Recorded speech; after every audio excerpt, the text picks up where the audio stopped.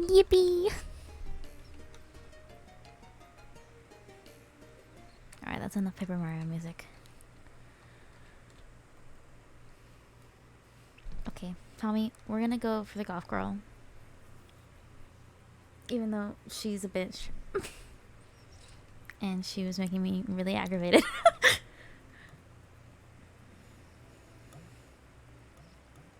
Yes. Yes. We're gonna go Mubes again.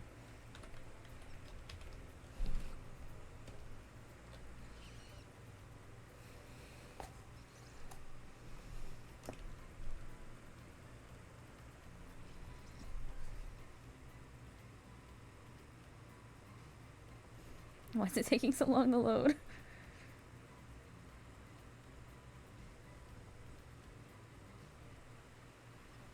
Oh, there we go.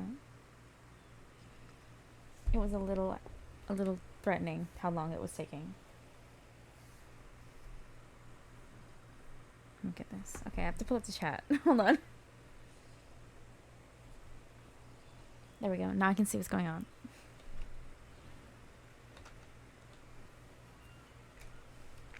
Okay, I know I'm kind of obligated to read it, but I'm not going to act out the coughing.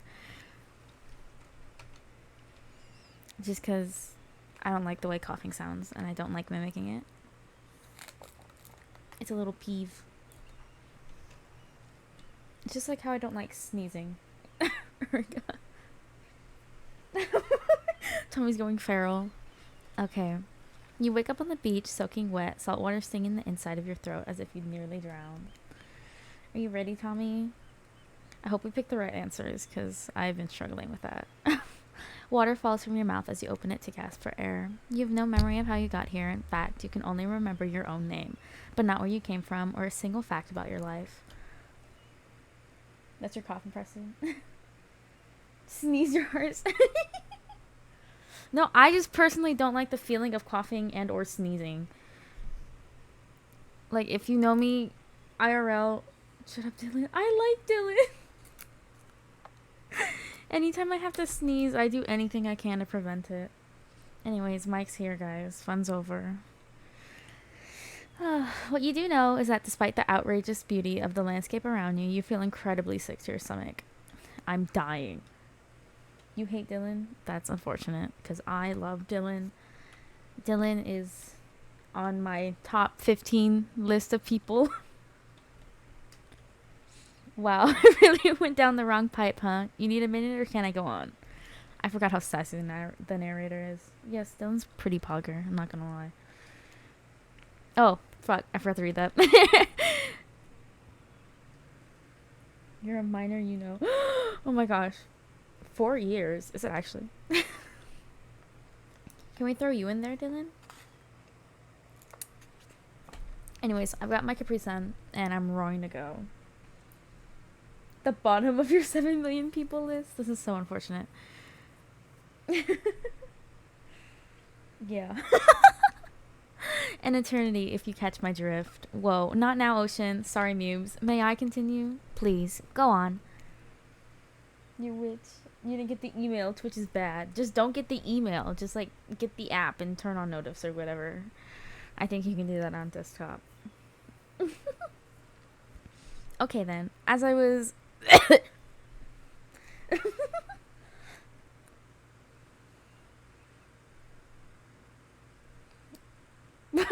Why is everyone stuck? Best voice actor. Oh my gosh. Okay. You know what? Leave me alone. I know I almost microwaved a fork, but is there an ocean route? That's what I'm wondering. As I was saying, you look down at your feet, ankle deep in the crystal blue water of a newly arrived wave. I can't talk. As the water recedes back into the ocean, it reveals a grotesque discovery. Oh, there it is.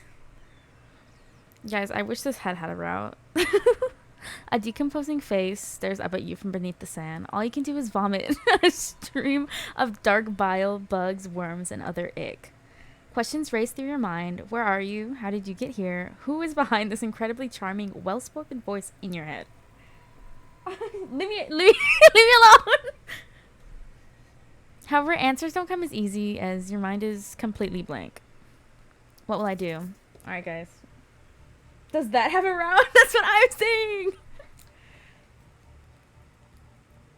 Schizo dating sim. Literally. They're all murderers, and I date them anyway. Mommy decapitated head. Literally. Last time I dug up the face. What if we just run? Amen. I think I'll just run. Because I know what happens with the face. Unless you guys want me to dig up the face again. Okay. Mitsu says run. Fall Guys, what? You turn away from this wretched sight and begin the run, but the beach it's endless. Despite how far you run, you get nowhere. Exhausted, you stop and look behind you. Your footsteps erased by soft blue waves. You turn inland, considering your lack of options. You've got no choice but to walk into the brush. Fall Guys is free? What? No way! So crazy. However, the beauty of the beach is not shared by the darkness of the palmy woods before you. There's nothing inviting about that shadowy forest. Terror freezes you in your steps. Why are you trying to run away? This is paradise. Listen, I don't know. Kometsu told me to. Hi, Mimi! Oh my god, Mimi, do you want to see the spouses? I played this last night. I was very flustered because I chose somebody very attractive. You're here to enjoy yourself, don't you know? Have a little bit of fun. Take charge of your own experience. Well, that was sure weird, that voice again. Do oceans normally talk? Your memory isn't right, but you're pretty sure you remember learning as a child that oceans do not speak directly to people in spooky terms. Schizo. Literally. I said yesterday that I like to think that my character's just speaking out loud to all of these voices that are just in my head. I'm literally schizophrenic. Also, I have dementia. Your mind doesn't have a chance to linger any longer in your current situation as you feel something bump into your foot. Average Jersey Shore. Average Texan. Wait. Okay, when you look down, you find a volleyball sitting in the sand next to you. You stare down, frozen. A voice calls out from behind you. Guys, get ready. A little help, please? You turn around. When you see what's waiting for you, your jaw just about hits the ground. Ah! Don't pick it up. Do not. Look at her, though. Look at him. I got him last night. Oh, this is the one we're doing right now. Because Tommy wants it. This guy scares me. He peed on me. Mommy hunters. Ooga. I mean, do they know the method? Yeah, alright, she's hot. She knows the method. They kind of fly. That's what I'm saying. Anyways, 4 gorgeous monsters stand halfway between you and a well-tended volleyball court. Each of them oozes with undead energy, a magical aura reaching out and penetrating you via your eyes. They just spawned in. Hello, I'm confused. They did kind of spawn in. It's okay. You really hope I do understand, okay? That's what I said last time. I said penetrating you. I don't even know you like that. Your heart begins to race. Curiosity, fear, desire. You can't help but stare at these casually dressed, let's call them killers. I don't know. Not to be judgmental, but that's just the energy they put out there. Mommy hunters could penetrate you. Yes, she could. She probably would. Killers? Yes, Kometsu. America. Stop. Must be America. Honestly, yeah. Oh, I just hiccuped. That was weird. I also hate hiccuping. Any bodily function, I hate it. So many competing feelings rush through your mind at once that you are completely paralyzed. Hello? I don't like him. He scares me. Are these the 4 hot horsemen of the apocalypse? Yeah, I think you spelled that wrong, but I couldn't spell it any better than you, so. There are weird days, and then there's this. All you can do is look down at the ball and back up at this monstrous lineup of, well, literal monsters. Sexy-ass monsters, though. They do be kind of sexy. It's Morbin time. You mean, sorry. It's okay, I will die. What do? Okay, guys. Last time I tossed it back, and Mommy Huntress liked that. But she didn't like it. Oh, wait. What if I just say no thanks? Because I think that's the kind of energy that Spirit gives off. Yeah. Kometsu says no thanks. No thanks. Damn, what an alpha move. You just became the type of person who says no thanks to a group of actual killers. No one tells you what to do. Thanks for nothing, I guess? See, she didn't like that. What on earth is this game? Oh god, no. This is the Dead by Daylight dating sim, of course. Thanks for nothing, I guess. Huntress jogs over to collect the ball from the ground next to you. For someone so large, she moves deftly and silently across the sand. I could not read that. It's hard to make out his expression from behind the mask, but it seems like Trapper might be smirking. Trapper scares me so much, I'm not gonna lie. No, I think this route... Okay. I'm so mad. I guess that was the answer for Trapper. As you try and read Trapper's face, you realize that the two of you have been staring into each other's eyes for a really long time, even though everyone else is headed back to the volleyball court. Oh god. No, he does look like he escaped prison. I really don't appreciate that that was Trapper's answer. I keep ending up with Trapper every time. Or not ending up with him. Of course, I get the other people, but I end up getting points with him, and I really don't want that. I know I chose the wrong one. Finally, you can't take the tension, and you look down, breaking his gaze. As soon as you do, he turns to follow them.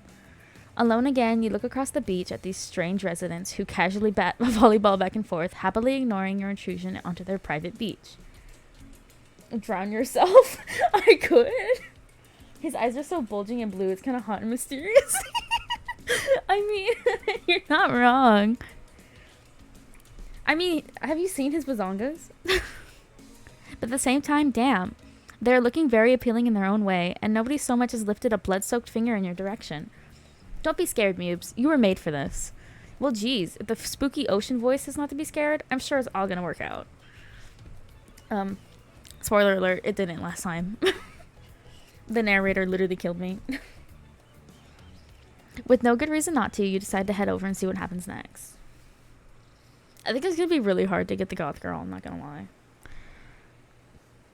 For real, his bubongas are like another pair of eyes. I know.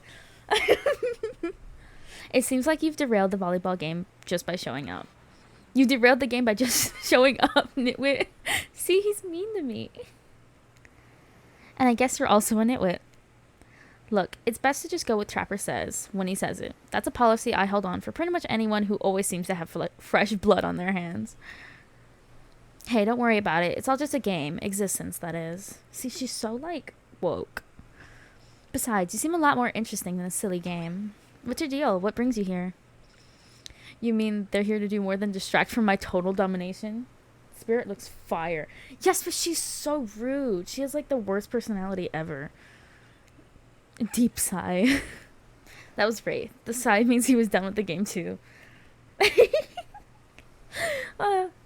I can't get over how cute Wraith is.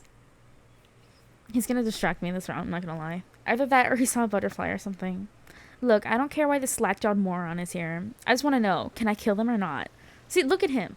It's kind of hard to, like, focus when his boobs are just right there. You know you can't.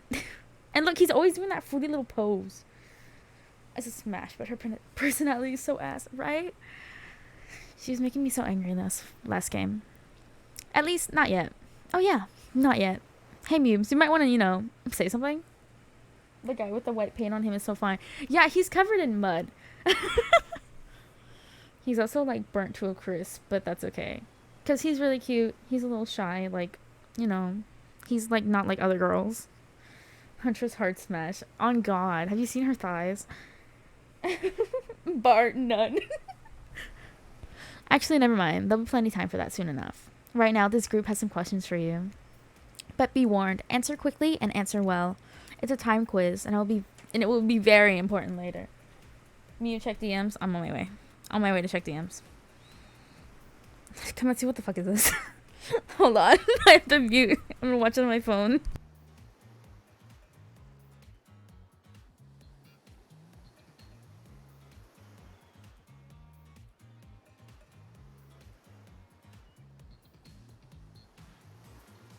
Kimetsu, is this the full song?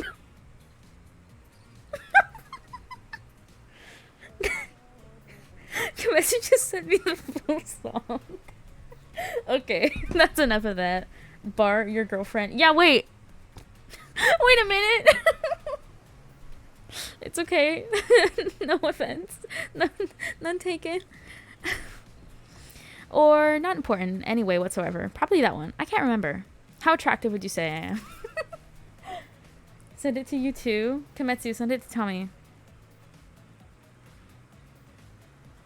No! Hunter! What is this? Okay, I've said very average and not at all. So we're gonna go not at all. I've never thought of myself as attractive. Whoa, watch it. That's bullshit. You're beautiful. You hear me?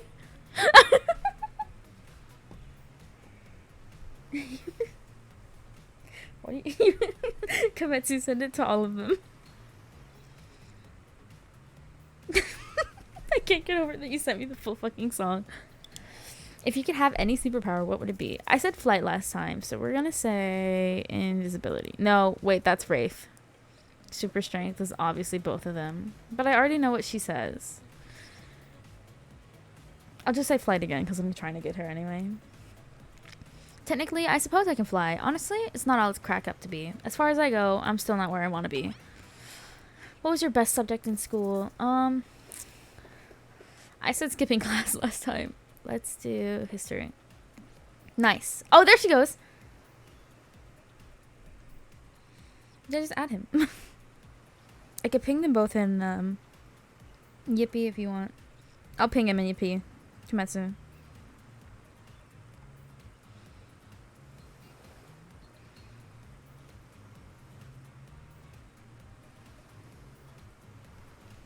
There we go.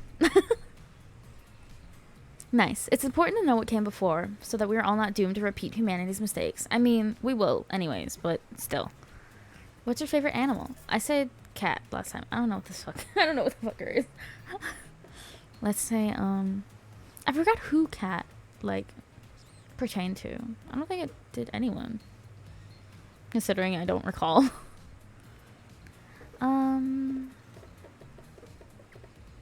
I like the little bongo. I don't know what this is, so we're gonna say it. Muscles 100%.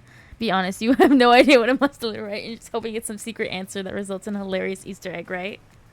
Because there is no Easter egg. It's just another word for ferrets and stuff like that. Oh. P. I have no clue. What's my favorite color? I said blue and 3-Day-Old Corpse last time. We're just... No. Wait. I think I've said all of them, actually. Because I've had to replay this part. Let's go blue. Blue. Yeah, I did say blue. Oh, it makes people want to be lazy. And then I complained that he was wearing blue. You searched them up? Oh my god, send me a picture.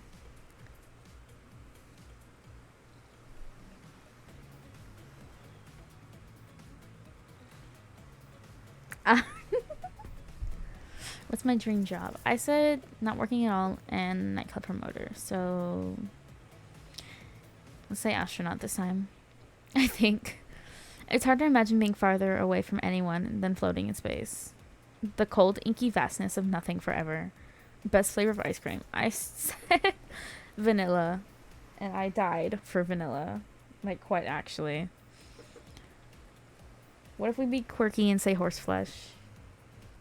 Horseflesh?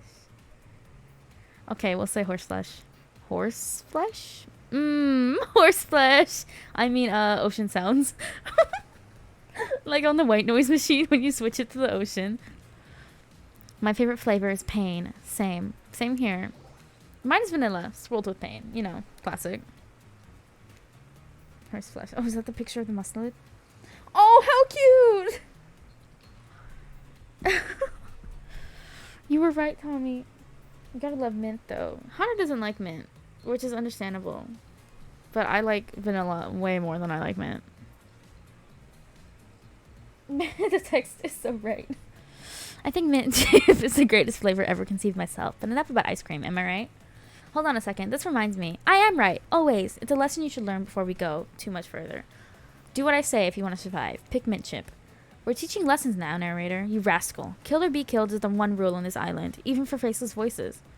Tell me, what's the best flavor of ice cream? Last time I said anything, they killed me. Your favorite? I thought you said you didn't like it.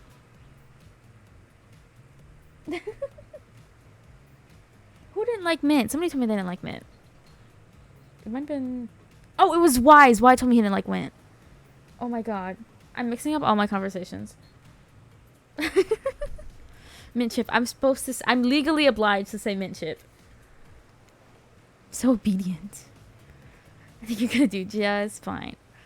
Only obedient because they killed me off last time. Anywho, now that they know so much about you, I'm sure the group wants to start getting to know... wants you to start getting to know them. Okay, I'm switching up words now too. Dyslexia. Wint. I'm Trapper. I pretty much run things around here. I'm the smartest, richest, strongest person on this whole island. I don't like losers. If you want to know what a loser is, say hello to Wraith. I find that very offensive. Look at how cute he is. Hi, I'm Wraith. I'm nothing like everyone else. I like nice people and loathe big dumb idiots. Hey, what's up? I'm Spirit. I don't like most things. Okay. I really don't hate most things either. It's not worth my time, but the things I do, I really hate, you know? Based on my personal observations, life is nothing but suffering, and society is a carefully calculated lie to keep everyone subservient to those in power. It's better to choose to just not take part. He looks so happy. I love Wraith. Jesus, like she was downright murdered by society. She hates it so much. Oh no, wait, I'm remembering. Spirit's story now. Oh wait, I'm remembering Spirit's story now. And that's almost exactly what happened. Hey, I'm Huntress. Don't let these bummers get you down. There's a lot of fun to be had on this island, along with lots of love. I love her hair. I didn't know her hair was so short. It's so cute. This is so true, Spirit. I would like her if she wasn't just, like, a bitch. Yeah, there is, if you know what I mean. Grow up. Grow a body. I've explained this 1,000 times. I'm dead, but I'm not a literal ghost. I just create a trail of fog. I'm not made of it. Whatever, fog body. That's not nice. He's not nice. You love it. Only sometimes. You? Really? That's disgusting. That's why she likes it. Don't speak for me. I also hate it. See, they're so cute. I love all their chemistry. Stop speaking entirely, actually. For the first time ever, I agree with Wraith. Let's move on, otherwise they'll do this all day. Besides, if I know this crew, and I do, they'll want to show off soon enough. If we're done playing, let's do something else instead. Wow, for once I actually agree with the meathead. I say we go to my yacht. It's the massive boat docked nearby. I forget that he has a yacht. I'll give everyone a taste of my true luxury and power. Look at how fruity he is. It's definitely a little fruity. Wraith rolls his eyes. Don't mind him. He just hates fun and happiness. You know what he does love? Rituals. That was terrifying. Anyways. No, I hate the endless, desperate, soul-crushing pursuit of wealth. The way it's flaunted needlessly and the cruelty it engenders. What about hanging out by the pool? I find the water calming, simple, beautiful. Hey, what about our volleyball game? We can exercise and have some fun as a group. Men, you hate Trapper. Are you all serious? There's a perfectly good lounge to chill out at right here. I'm tired, and besides, I hate being in the sun. Where do I want to go? Okay, so this is the lounge, and that's where she wants to go, so we're going here. It'd be great to relax for a second at the lounge. To kick with your feet, look out over the ocean, and relax on your own terms. Base Spirit. Why does she carry an axe everywhere? If you'll notice, they all carry their weapons everywhere. It's really funny. Who would want anything else? Dry, comfortable, enjoying a cool drink on a hot day. It's the best. Oh, she was blushing. Oh. I mean, what kind of fool, what kind of monster, what kind of mask-wearing psychopath would finally be granted a break from the constant grind of chasing and fighting to get ahead, and then choose to exert themselves in, quite frankly, any way whatsoever? She talks so much. Why am I the only one who gets it? It's time to stop living by their rules. I won't do it any longer. She's always emo, guys. Yeah, we should probably give her a second to calm down. Hold on. Just for one moment, guys. Team Rocket's here. This is Dwight and Claudette, our activities coordinators. Gotcha, literally. They're also the cooks, waiters, bartenders, janitors, and every other job. Dwight, that's your character. That's literally your character. Just put a bald cap on it. You know, put some car wax. Literally Kimetsu. They're the only help remaining on the island. This place we call Murderer's Island. Cue dramatic musical flourish. Done. I know, Kimetsu. I just think it's funnier to imagine that you're bald. Bob Hudson. None of the others survived. Kimetsu's losing it. Ahem, sorry. Survive the interview process, I mean. Hence why we shall heretofore remember them as survivors with a capital S. You're killing me? Okay. These two have worked here a long time. So very long, I don't actually know how long it's been. Sorry. Anyway, I should probably let Dwight and Claudette do their mandated jobs. They sure look happy, but they're vibrating with a nervous energy that is starting to give me the creeps. We will now escort the group to the venue of your choosing. However, in the future, we recommend waiting for us to present you with your options whenever possible, and don't just run off to various activities unsupervised. We don't have very much autonomy around here. The least you can do is allow us to do our job. The most you could do is help us get off this island. Dwight? Yes, pardon me. Please follow us. Hey, narrator, and this is where I get really schizophrenic. Yes, something I can help you with? Those two, Claudette and Dwight, did they just start to mention something about wanting to escape? Is escape an option? Should I be trying to escape? Escape? Them. Oh, no. I think you're mistaken. It seemed like Dwight was asking for help to get off this island, though. Oh, right. That. Yes, that's true. He was. But he just meant that he wants to get to the other vacation island getaway. A couple miles south of here. It has much fancier accommodations than this island. Schizophrenia. I'm literally talking to a voice in my head out loud. It is one of those big corporate outfits, quite exclusive, where all the famous celebrities hang out. Very luxurious. Doesn't quite have the charm that this island has, though. Trust me, you wouldn't want to go there. With all that money comes a lot of restrictions. This is where you belong. Now, off you go. It's time for another activity. On this island, your decisions matter mostly when I agree with them. Not like that other island. So what'll it be? I hate how it asked me again. After my schizophrenia. Finally, freedom from the preposterous premise that the four of us would be engaged in some sort of thrilling 2-on-2 volleyball match. Spirit looks at you from beneath her gigantic sun hat. She takes a conspiratorial tone. I don't know whose idea volleyball was in the first place, but I hate them. I tried to feign a sprained ankle, but everyone already knows that I technically float above the ground, so nobody believed I was even putting any pressure on my joints in the first place. That's right, she's just a bunch of, like, disembodied pieces. How do you frick?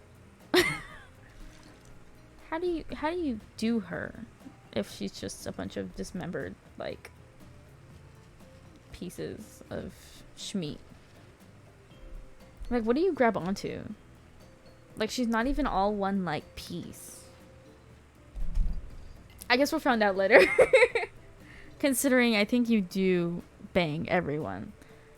I think. Not too sure. I guess we gotta find out. Literally. Then I tried to annoy everyone by not giving a crap. And when that didn't work, I tried whining. And when that didn't work, I threatened to kill every single person on this island. See, they all just, like, casually carry their weapons.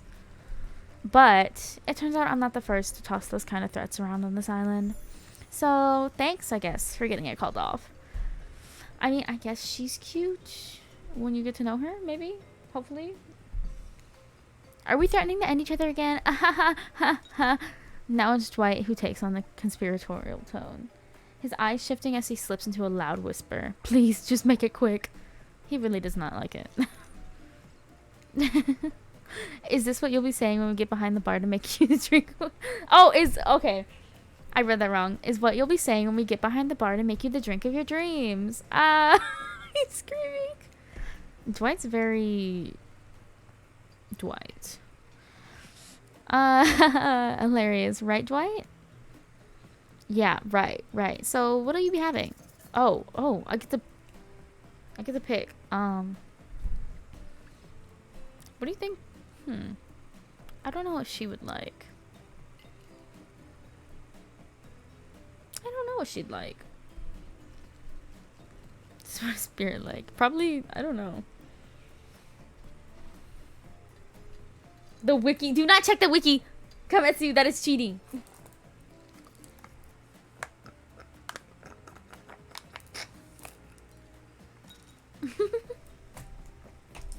We gotta guess.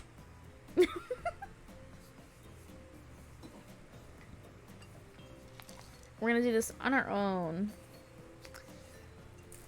With our sheer willpower. Vodka soda? Okay. Vodka soda. Coming right up. No! It's okay. Any chance to look at mommy is, you know, it's fine for me. Really takes me back home, you know. Vodka's a very special drink to me. Warms. Oh, wait, that's right, because she's fucking Russian. I forgot that she's Russian. My bad. Vodka's like the Russian drink, isn't it? If I remember correctly. Damn it. Warms the blood on a cold night in the woods. On occasion, I would, how do you say, bump into the occasional soldier while hiking across the motherland. They always had a nip of vodka tucked away in a special little silver package in a special little hidden pocket. But no one hides from me. A bit basic to be drinking vodka on a tropical island, though. And you're mixing it with soda? Really? Damn it! Being passionate about being passionate is so last year. It's also my thing, and you're making it look bad. That's 2 strikes. What? What did I do? Since we fulfilled your request, should we try again? Should we pick again? Should we pick again? I feel like we should. I feel like we should. I think I will. I wonder what the hell she likes. Okay. We're just gonna skip and go back to the drinks. Hi, darkness. Okay, not vodka soda. Maybe a sangria? Maybe. I don't know. Yeah. Something fruity but refreshing. Hold the coconut wrong. A sangria, maybe? My pleasure. Dang it! No! No, Wraith. You're so cute. I watched someone drink a drink like that once. Okay, we're trying again. We're gonna figure it out. We're going to figure it out. He hot though. He is hot. I fricked him last night.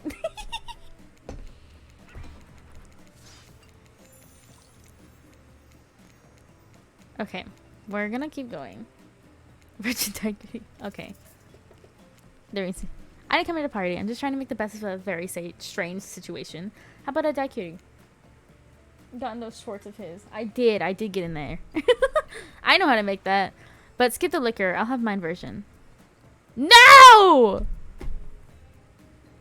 Wait, is it him? Sure you will, kid. Oh, there we go.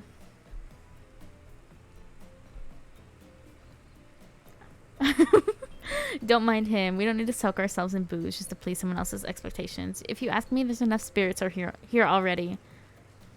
Oh, I guess this was for her. He just laughed at the word virgin. So.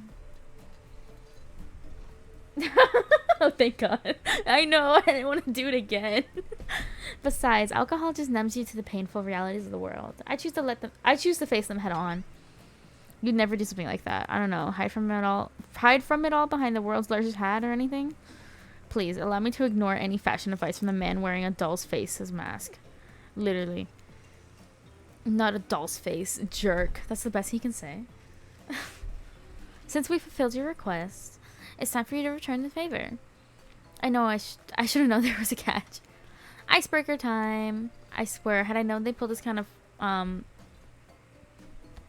sorry.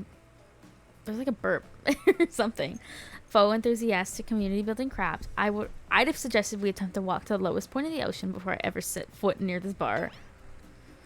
You don't think it could be kind of fun? A little fun? Never mind. I hate this. This sucks. But it could be fine? Or whatever you say. Has anyone seen my hat? He has a hat? I've literally never seen him in a hat. Literally. If we must make small talk, I'm at least picking a topic before we end up being forced to do some lame improv game that nerds learn at their non-sports after-school activities that I definitely never did because I'm no nerd. Methinks a certain someone doth protest too much. Why do you say it like that? I don't like how he said methinks. Sitting here on this beautiful sunny afternoon, warm sand beneath the cool fog beneath my severed feet. She's literally all in pieces. She's a literal puzzle. Oh no! The topic I choose is books, novels, comics, fictions, or non. Reading is the only real escape from the world, from the inescapable horror of life. She's really, like, woke. The escape into your own mind. A groan rolls through the crowd. Not a lot of readers here, I'd imagine, based on that response. They were much more enthusiastic about drinking.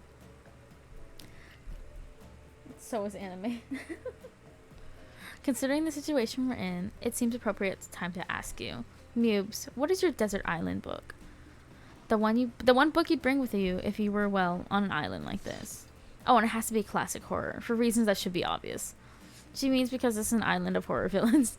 And also those books are all in the public domain. Nothing too modern. Humanity has gotten soft in these past 100 years. So what's your favorite?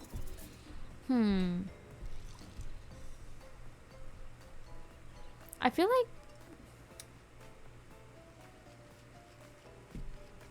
like Frankenstein. Just because she's like in pieces? Question mark.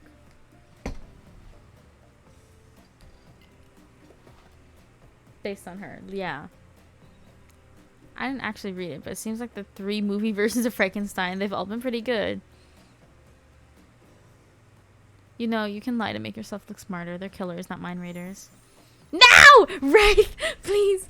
I adore you, but no!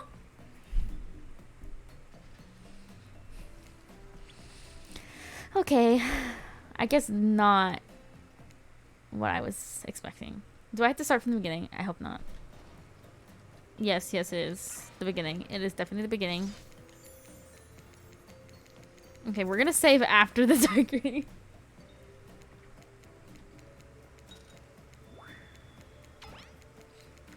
Okay. We're gonna save here. Yes.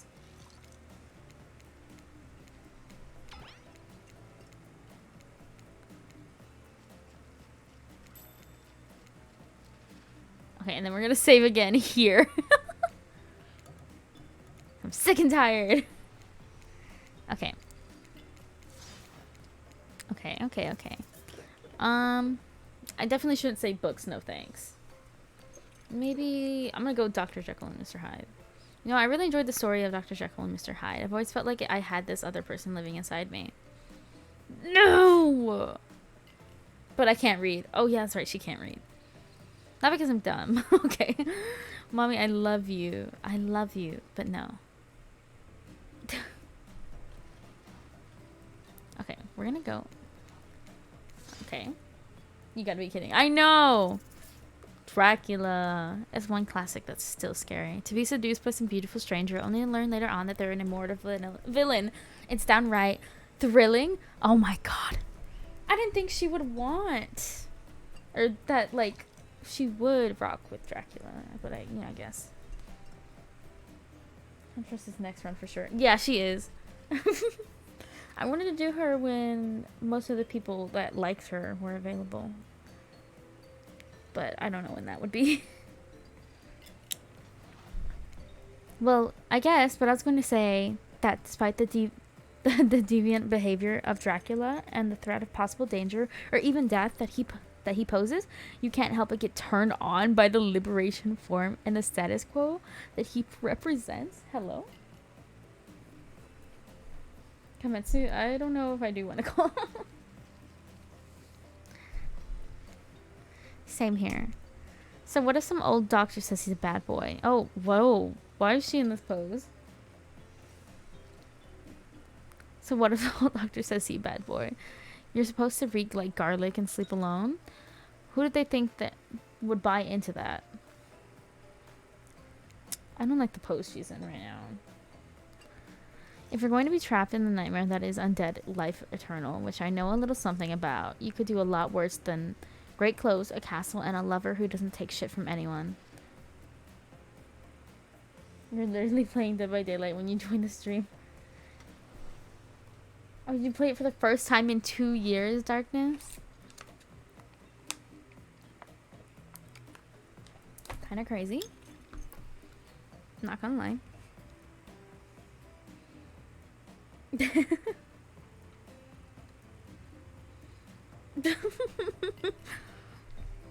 That's so crazy. The scariest part of Dracula is thinking that no one will ever be quite as interesting to make love to as a vampire. Enough about these old stories that belong to someone else. I think it's time to make up some new stories of our own. Oh, you put no sound on? Good lord, Darkness. Before you know what's going on, Huntress is waving an empty vodka bottle in the air, a devilish twinkle in her half-mask-covered eye.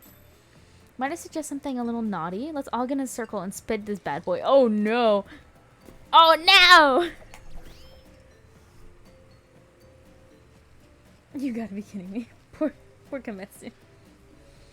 Anyways, the dude we all don't like is here. Trickster, isn't it a bit too late to introduce a new character? I thought I was the one who gets to make the rules, so I'm not sure who's asking. Trickster, vomit. But I wasn't ready for this. Well, hello, and who's this new fan in the waiting? Beat it, Hack. Okay, thanks, Trevor.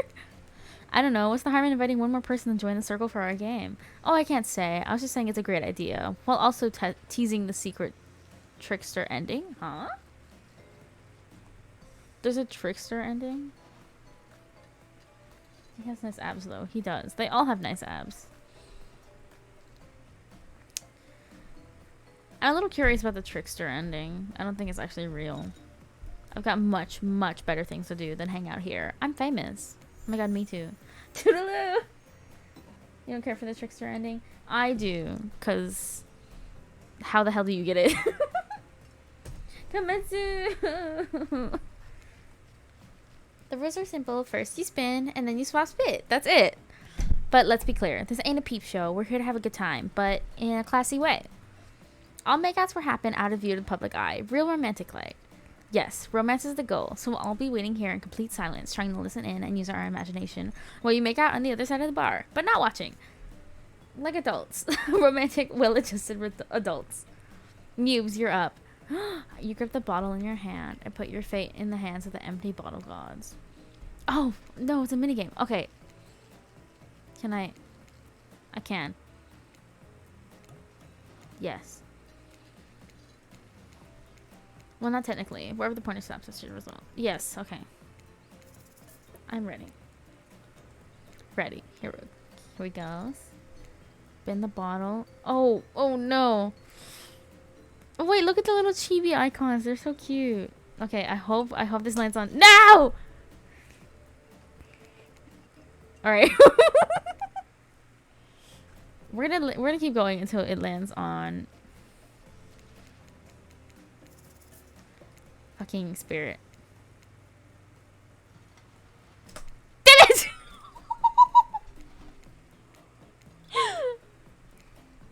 No, we're not going for mommy.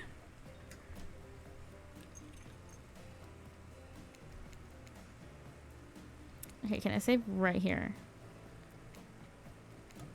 Yes. Okay, I'll save closer so I don't have to click as much. Or at least make out with mommy. I know! I would love to, but I'm trying to get Spirit. I'm trying really hard to get Spirit. Dang it! Oh, I would love to make out with him too.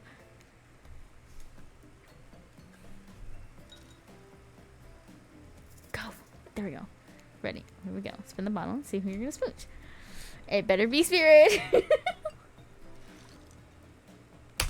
it! You guys, I cannot get Spirit. Oh wait, now get your spin on. Okay, I didn't read any of that. Dang it. You got Wraith. Dang it! Wraith again! Ah! I got Spirit once. Oh, I got Spirit twice. Okay. Dang it! Hold on. Yes! Okay. Spirit is your true match. Yippee! Okay, I guess it didn't matter. Ooh, just like this morning, you were waking up on a strange beach, surrounded by strangers with murderous intent. Now you're looking across a beach towel at Spirit, just in her eyes, sweat glistening on her skin. Your heart races. You can feel your pulse pounding in your ears. Oh! Spirit takes you by the hand, and you sit face to face at a private section of the bar. She begins to reach for you, putting her hands on your shoulders. You're sweating, but not in the sexy way she is. You're sweating in the gross way you'd sweat at the interview for a job you're not even remotely qualified for. You don't know what to do. If you try and lock lips in this state, you might gross her out so completely that she'll never be able to look at you romantically again. Spirit, I have some bad news for you. I have something in my teeth, don't I? I think it might be seaweed. I have no idea how long I was in that ocean. No. Well, maybe. That's what I was going to say. It's not happening. Not now. Maybe. Not ever. If they think I'm going to make out with some stranger just because a bottle told me to, they've got another thing coming. And so do you. Namely, a katana into your heart. If you even try to make a move under such absurd circumstances. I wasn't gonna. Yeah, I know. You seem pretty harmless. And not at all bad. Not at all that bad to kiss. If I were interested, which I am not at this moment in time. Are we gonna tell them we kissed? We are. I'm not above lying to get what I want. So that thing about me not being bad to kiss, was that a lie to keep me playing along? If you want to know the truth, figure it out yourself. But I don't expect this life to just hand you gifts like me. All I ever was handed was pain and suffering. Dang, she's emo. She got trauma. Treat me well and I'll return the favor. Otherwise, try a different route and see what happens. I had to break up such a passionate moment. But we only assume that was passionate because we never spy on you constantly while you stay on the island.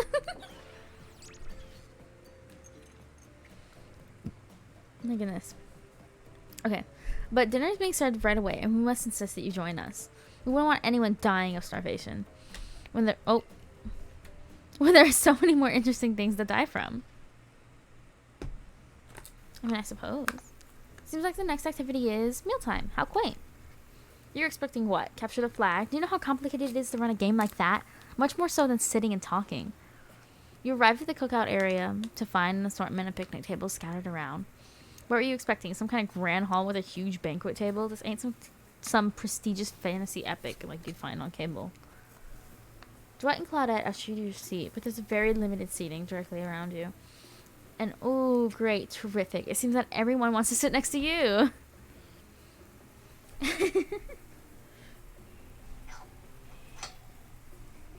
I bet we get into everyone's pants. I saw that you can get friend zoned. Like, they can reject you. Like, you can get close, but, like, not actually in their pants. So, you know, trying not to do that. They can friend zone you. It's so sad. You must be really unlikable. Even better is that they don't want to sit next to certain other people either. To start, no one wants to sit next to Trapper. Meanwhile, he refuses to sit next to Wraith or Trickster. Ugh. Oh yeah, Trickster's here. Surprise? Yeah, well they don't call him Expected Stir. I'm sorry. Even I get nervous around crowds of killers. And my whole shtick gets a little flustered. Hey there. You're good looking, Views. Real good. And we literally can't let Huntress and Trapper sit together. No, seriously, their arms are too big. They can't fit at the table if they sit side by side. Look at this. We can't even fit everyone on screen at the same time. You probably think it was an error, but it's not. It was completely intentional. Let that be a lesson to you. Every error you think you see is a choice. Got that? Trickster gives you Masa only vibes. Interesting. I'm sipping the Capri Sun. Anyways. Okay, Dwight and Claudette are directing traffic. You sit on one side, the rest of them will sit opposite of you. Huntress and Trapper can sit at the ends with their enormous, sexy arms. Now that everyone is seated, we can begin dinner. Tonight's meal was prepared slowly and carefully with both love and hate for 12 hours over a spit. We hope you all enjoy. We really, really hope you do. Hey, you didn't actually tell us what you're serving. What are we eating? It's meat, seasoned with a specific number of special herbs and spices that we simply can't divulge. My favorite. Meat is good. Meat is murder. Which you know, considering what you've been up to. Who are you to get judgy now? I'm just sharing facts. And you need to murder something to eat its meat. So that's like technically true. Technically true is the best kind of true. Okay, enough yapping. Let's eat. Hey Muse, you thinking what I'm thinking? It's gonna be a person on that spit, right? Or several parts of overlapping people, perhaps. I haven't seen many pigs wearing palm tree button-down prints, you know. Is a dom on God. Why are all of you so submissive? Why are all men just so submissive? Why do all of you want mommies? What's wrong with you guys? Maybe. Yes. Have I seen your BDSM test? I don't know how I feel about looking at your BDSM test, Kimetsu. I bet you are 100% submissive, though. I'm not gonna lie. You should. I would not like to. Sending it. Oh, God. Okay. I guess I'll look. I suppose I'll look. I'll be very happy about it, but I will look. But the music in this game is so funny.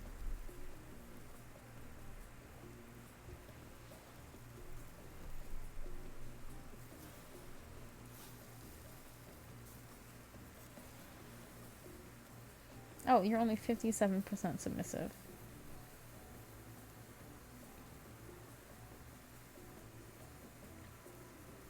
There's something wrong with you, Kimetsu. Anyways. When you look closely at this bit, you spot what definitely appears to be scraps of fabric sandwiched between some layers of meat. I think I might be sick. Is there anything else to eat? This took 12 hours. And we do literally everything on this island. I said what I said, Kimetsu. Actually, there's one thing you're not doing today. You're not carving up this delectable meat. Wow, he's right for a change, because I am with my broad axe. It's the perfect tool for easily chopping anything in twain. First, who says twain? Sometimes I swear it's like we're all completely different historical eras. Second, I'll handle this with my cleaver. Fast, powerful, and clean. At least it's clean when the meat is cooked. No blood. Ugh, you two and your ridiculous bicep swinging contest. Enough. Grow up. Obviously, my gorgeous katana is the only option. Obvious. The hell it is. Oh, I'll show you both my katana and send you to actual hell if you'd like. Please stop. I hate when we fight, or talk, or even when we look at each other in the eye. I can do it. I have the skull of Azarov. Great. Instead of slicing it up, you can club it to his second death. Hey, Mubes, I know this isn't what you want to eat, but hurry up and volunteer to carve up Felix. I mean, dinner. Skull emoji. Otherwise, this will go on for hours. No hyperbole. They once argued over who had the most effective weapons for 72 hours straight. I've read this once before, but I feel like I still can't read it.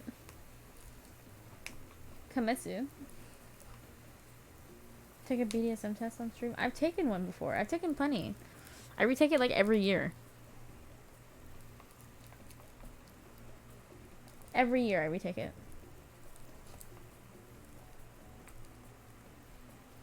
What? Do one right now? I took one like a month ago. Not a month ago. 2 months. 2 months ago. I don't think I would have changed in that amount of 2 months. 2 months too old. Kimetsu, do not lecture me. Okay, it doesn't matter which one does it. When they're done, they'll take even longer cleaning their weapon, all while explaining the value of maintaining your tools. Despite being a bunch of cold-blooded killers, for some reason, they're always terrified of tetanus. Hey, why don't you just let me carve up dinner? Splendid idea. We'd hate for it to get cold. He hated when it got cold. Here's a machete. Freshly sharpened. Ah, my God, I forgot. You're going to go. Okay, goodbye, Kimetsu. And the bottom of target, you're going. Okay. It's just the, instructions. I can do this. Yippee! Yippee! Damn it! Yippee! Damn it. Dang it, I missed completely. Oh! You like CBT? Oh my god. You're going to? Oh, you're going to lecture me. That's what you meant. Okay. You usually have typos and everything, so I try my best to translate. I worry for all of you. Anyways. I think last time I also impressed Spirit. Unfortunately. Because I remember her saying machetes are dumb. Dinner's finally served. For real. The sounds, especially coming from the mask killers while they eat, which involves lifting their mask and shoving food up behind them, are nasty. Spirit, meanwhile, doesn't even eat. She's the only one who really seems to be embracing being dead. They're all dead, right? This is obviously hell. I mean... Why are Half-Life names blocked? Huh?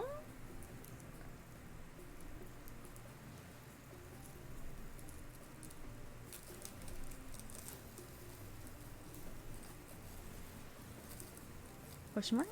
Come on, we're still trying to be mysterious here. You think mystery comes easy? Claudette and Dwight aren't the only ones who've been working their asses off to make this night perfect. Well, at least they're lifting their mask, and this is only 99% as disgusting as it could be if they just tried to mash stuff through there. Spirit, why aren't you hungry? The two best things about being dead is not having to eat. That's only one thing. Think about it, Mubes. Number two is no number two. One less thing to think about in the afterlife. If I wanted to eat, I have no idea where it would actually follow. DMs. Okay.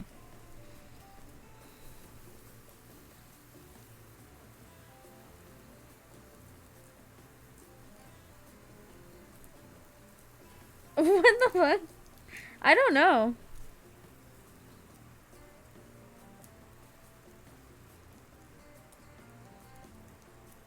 I'm confused with that as well. It probably has reasoning though, so. I suppose. I don't know. Anyways, even if I wanted to eat, I have no idea what would actually follow. You might have noticed, but I'm mostly just a bunch of dismembered body parts floating in a spectral form.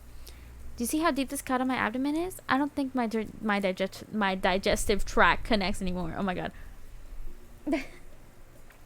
Between the food and the behavior of the group, this might be one of the worst meals in history.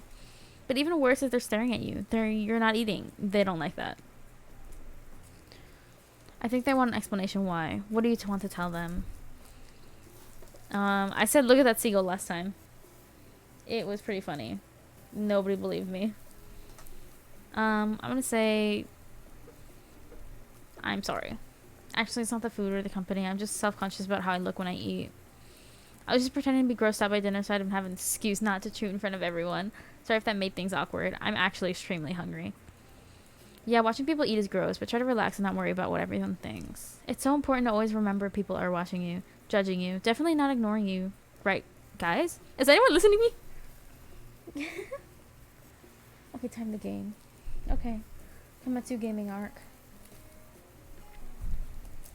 I love Wraith. Typically a group that includes one, if not more cannibals staring at you with meat juice dripping from their chins would be quite scary. However, right now, you're barely able to keep your head up, let alone get scared and run away. I'm a narrator, not a physician, so please don't take this as medical advice, but I'm pretty sure you need to eat to stay alive. Oh hey, it's me again.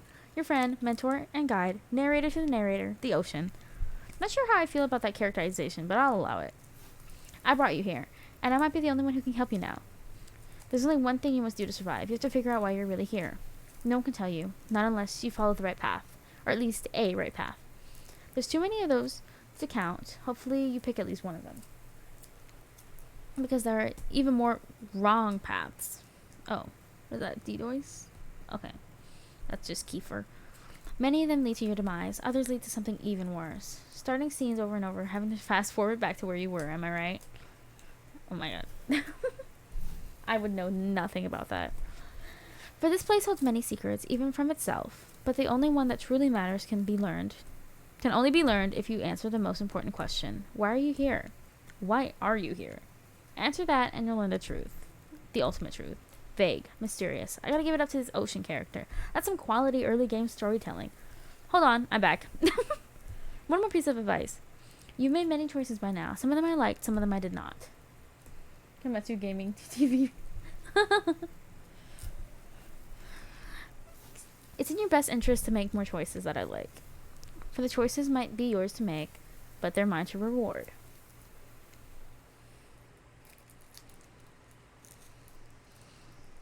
You wake up to find Spirit holding your limp body, gingerly pouring cool water into your mouth.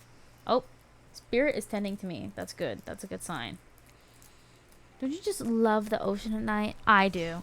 Staring out over the vast darkness of the ocean really validates the feelings inside me that we're all truly insignificant. Okay, and the only thing worth pursuing is revenge. She's a little emo. I have to wonder, how could anyone believe in anything else? Why is that one heart purple? Oh, there's two of them. Okay. You look out into the darkness of night and ponder her question. Well, it's a simple question. How could they? How could anyone not feel small and alone in the face of such a massive nothingness? I don't know what to say to this. Because every time I try and be romantic, they all hate it. So, but I don't know. You've always been alone. Sounds kind of rude. You've always been alone. Maybe it's Spirit's words, maybe it's the ocean, or maybe it's always been this way, but you suddenly feel connected to Spirit's words.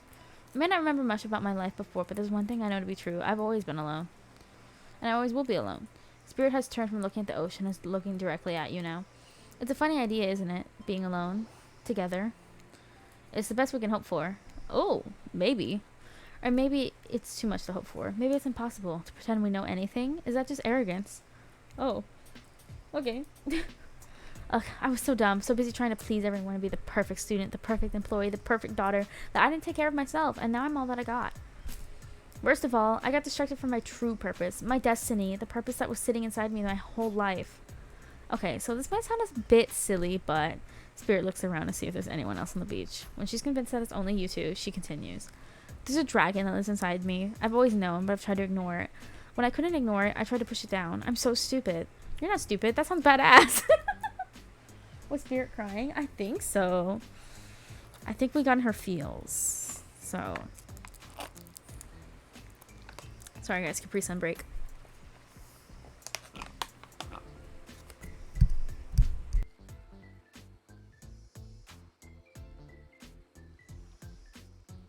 Okay. Right? But I didn't let it out. And then I, chop chop. And now that dragon is pretty much a one-track revenge beast. But enough about me. What said to you, stranger? No dragon, just a lot of fire. I don't know. Nothing but darkness. I feel like she'd rock with either of those. I don't know. It really depends on what my character says afterwards. Because I think something's good, and then my character says something completely stupid that throws me off. I don't know. I'm gonna say... I don't know.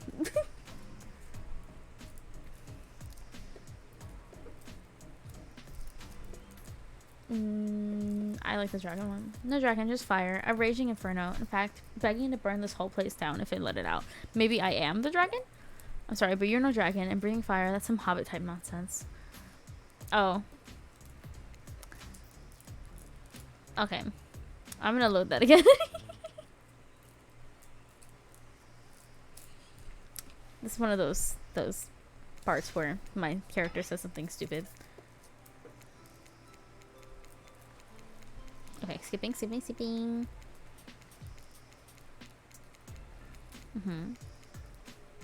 What's inside of me? Nothing but darkness. I'd have to kill a dragon. Maybe not the best choice of words. I mean, a dragon sounds awesome, honestly, though. I don't feel like I've gotten anything inside of me at all. Just darkness. Never-ending darkness. And here I thought Spirits was the biggest goth on the island until you arrived. Perhaps I could light a torch and search through that darkness. Oh? Ayo? Just as things are really heating up, you hear a flurry of footsteps behind you, and you quickly spin around, ready to fend off whatever your new danger has popped up on the strange island. Only to find that it's Dwight Claudette, sprinting across the beach, clipboards in hand, which they're waving in the air above their heads. It's very important that we stick to the itinerary and attend each event as scheduled. Playing sick for cute flirt points was not part of this evening's activities. That is strictly slotted in for after campfire story time. At this rate, we'll be late. Playing sick? No, no time for excuses. Dwight is so rude. Well, there is, but that's scheduled for after what comes after the flirting. Go, go, go. On the way. Once everyone is gathered at the fire pit, Dwight and Claudette quickly make an announcement. We're not going to blame anyone in particular, but someone, and we're not going to say who, so don't worry, you, who hasn't been sticking to the schedule. That means that we're behind for this evening's activities. And we'll only have time for one person to share the spooky special nighttime story. Oh gosh, just one story? But story time is my favorite activity. This is a narrative-heavy experience. You telling us that only one person gets to share? How will we decide who? Oh great, we're going to decide as a group? That never goes well. Whoever did this, step up now. I swear I won't be angry. I'll merely chop your head off clean. No fuss, no muss. A voice trembling. You realize this is probably it for you, but you embrace your fate. Sorry, everyone. I think they're talking about me. To be honest, I still don't understand how this whole schedule thing works. I guess I lost track of time while I was passed out. Been there before, even though it's taking some pressure off of me, which is an absolute dream come true. Is it really fair to pick on the newbie? Seriously, has anything here ever happened on schedule, even once? Damn it, Donald, if you try and flex that authority gimmick one more time, so help me, I'll snap your head off so quick and then drown you in his blood, Cynthia. Fuss and muss are back on. You two know I love to hack, slash, and slice. We all know you love to kill. It's almost all you talk about. Nobody named any names. Who even knows names? Not us. I renounce my name. Who's Donald? Who's Dwight? Who even knows anymore? Call me Nobody. And now his name's Nobody. I like that little detail. But we still gotta get started on story time. So, Mubes, who do you think we should go? Oh, damn it. That's a name. Please pick somebody quickly so this tropical vacation doesn't turn into a bloodbath. We're gonna pick Spirit. I choose you, Spirit. Oh, and here's the stuff about the copyright. Whoa. This entire experience is being carefully crafted to avoid an IP infringement lawsuit. Let's be careful with the catchphrases, will ya? Really? You want to hear from me? Spirit huffs and dramatically rolls her eyes as she gets to her feet in front of the campfire. Don't let her talk you out of it. She's great with ghost stories. I don't know where she gets it, but she comes up with the scariest stuff. Even disturbing, even to me. And I literally pulled a guy's skull and spine out once with my bare hands. Talk about bullshit stories. If everyone else is going to chit-chat, I guess I can just sit down. And Huntress's eyes go red behind her mask, and both Trapper and Wraith take their seat. They know when it's worth fighting and when it's not. Dang, she was angry. Ahem. Well, I hate to break it to you, but tonight's story isn't scary. It's a romance. Oh. Too late now, though. I was selected, and so I'm going to tell my story. I call it The Prisoner's Kiss. I guess she liked the romance. I would have never guessed. You notice that Huntress and Wraith are both sharing a giant tub of popcorn. Nobody offered you popcorn. It's a dark summer night. Warm rain seeped through the sky like blood from an old wound. Detective Hota, celebrated investigator and renowned hostage negotiator, was called to the scene of a strange occurrence, unlike anything she had ever seen before. When she arrived, the scene was chaotic. Crowds had begun to gather. A dozen other officers were doing everything they could to keep curious onlookers away, but how could anyone resist wanting to know more? For there, in the middle of the busy market, had appeared a giant box, strange, alien in its appearance, and massive in size. No one knew how it got there. Was it delivered? Built on site? In such a busy area, how could something like this just appear? A mystery. It was as if conjured by magic. But this was no illusion. The huge box was very real, and someone was trapped inside. Spirit pauses her story to look from face to face of each audience member. She has no expression, but you feel her vibrating with energy. She's in her element. Help me, cried someone inside the box. It was a man, terrified, trapped, in prison, his voice trembling. By now, it was as if every detective in the city was there, looking the strange structure up and down, inspecting it on every side. It didn't make sense. There were no doors, no windows, no fasteners, or seams.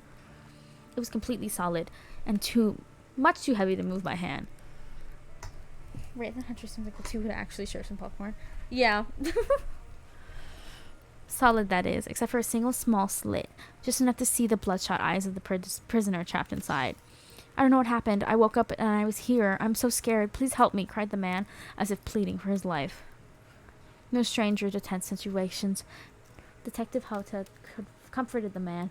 She used her training to calm him and buy him buy time for the other investigators. However, time did not bring clarity, only anxiety, as the night dragged on with no progress opening the box. As the night grew longer, the seeping rain puddling on the ground, the man inside grew more desperate, more sad and lonely, more pathetic and in need of help. Detective Hota was no help at all. Powerless to save him, guilt began to weigh in on her, like it had never before. Don't let me die in here, the man begged. Don't let me die alone. Stay calm, instructed Detective. You're not alone. I'm here. Hell, half the town is here. We're all in this together, and we won't let this be the end of your story. Looking through that narrowest of passageways, Detective Hota watched her own reflection in the tear-filled eyes of the stranger, the strange, sad prisoner. Together they both wept in silence at the hopelessness of the moment. Promise? Asked the man. Promise that I'm not alone? Yes, she promised. I do. A simple pledge. She felt an instant connection that she'd never felt before. Not to her family, not to her friends, not to any other hostages she had worked so hard to free before. So when the man's eyes closed and backed away, I cannot speak. It didn't scare Detective Hota, for she knew he would return, and he did, pressing his lips to the narrow slit in the horrible puzzle box, repeating his question again, steam flowing from his mouth as he asked, Promise I'm not alone? Yes, she promised, I do, and pressing her palms against the cold outside of the box, without truly knowing why. Detective Hota leaned forward and placed her own lips to the opening, letting her breath creep into the strange structure and allowing her warm lips to fall on this man's. She's just kissing this dude through this box. She's giving a little smooch. It was a gentle kiss, a moment of compassion. She could feel in this brief contact the beating of her heart, pulsing blood through every inch of her body, matched beat for beat in this soft touch. Thank you, said the man, no trace of fear remaining in his voice, and he backed away into the darkness, disappearing in a single moment of eerie calmness. Get back, yelled an officer, suddenly thrusting himself between Detective Hota and the box, breaking a silence that would soon be filled with a cacophony of whirring gears and clicking latches, a symphony of mechanical activity happening all at once. Something had triggered. It seemed as if a lever pulled, and the side of the giant box began to slide open. Detective Hota gripped her flashlight tightly and pushed forward into the foggy interior of the giant box. Oh, hi, Tommy. Her feet splashed in the puddled rainwater, her heart racing, as she swept her light from side to side. And that's when her eyes landed on the man, or at least landed on what should have been him. There, in the corner of the box, was a pile of pieces, like parts of a doll, almost pulled apart, or perhaps that's just how Detective Hota had to think of him in that moment to survive. A collection of segments, limbs, pieces disconnected from one another, cleanly severed and placed in a neat little pile. And atop that pile, a head, cold, pale, eyes open, lips an icy blue. Spirit stares at the fire, her own expression lifeless, her lips blue, tears fall from her chin and soak into the sand at her feet. You're blown away by the story, and it's safe to say you're not alone. Everyone else is looking to the fire or up at the sky, anywhere but at Spirit.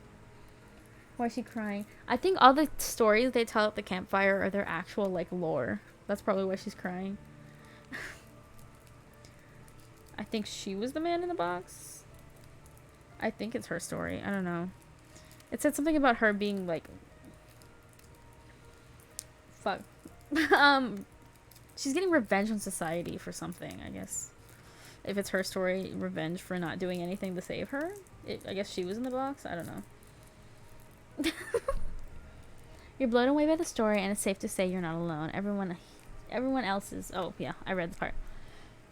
It was you who chose her. You who initiated this harrowing tale. So sad, so creepy, so sensual? She really went into great detail when it came to describing that kiss. So much detail, and now no one is sure how to act. Dwight and Claudette are staring daggers at you. You have to do something. Ooh, this game is supposed to be a light-hearted romp. Please, I said do something. Oh my gosh. No, I don't want to have to go through it again. If I say the wrong thing.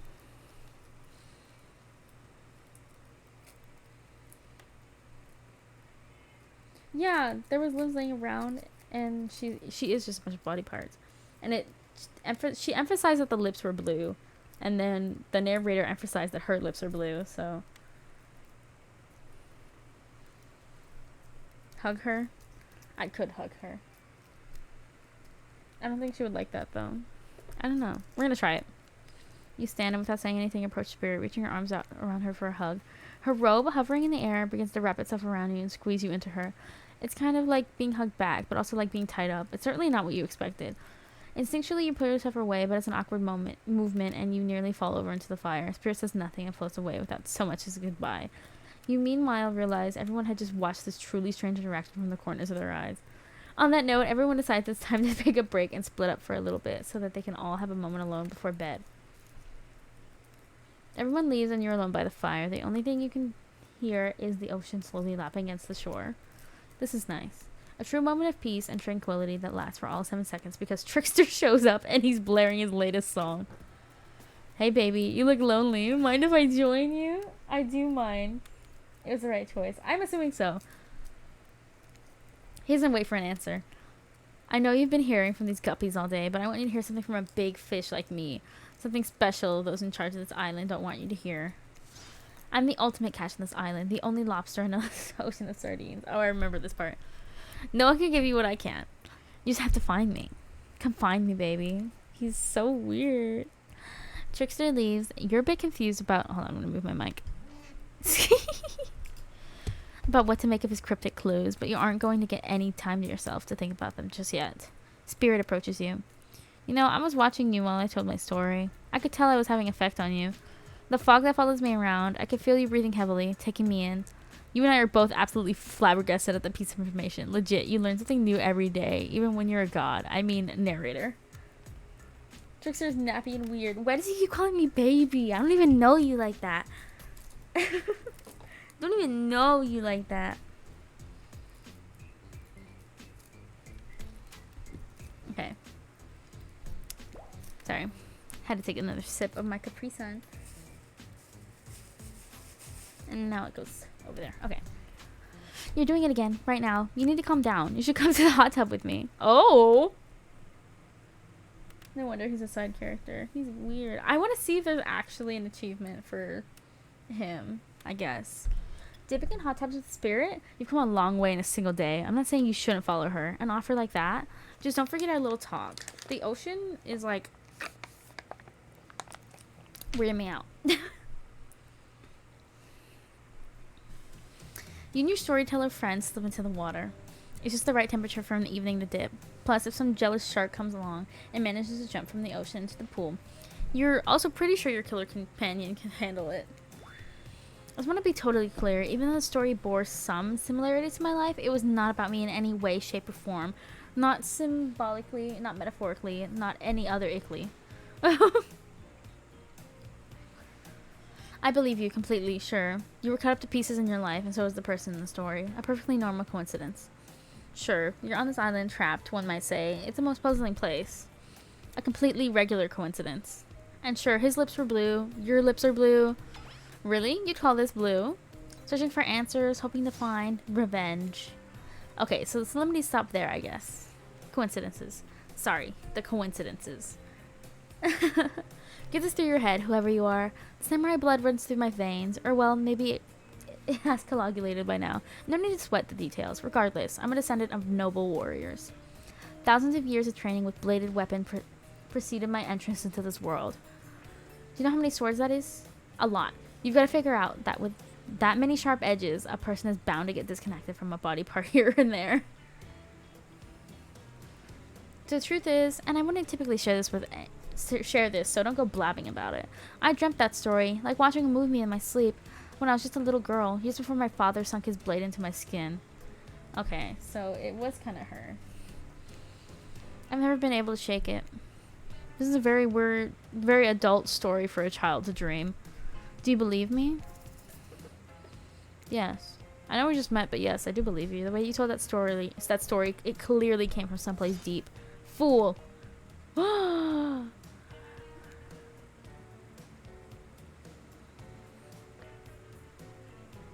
Oh, okay. Well, I don't know. Was that right? Do you think that's right? I don't think that's right.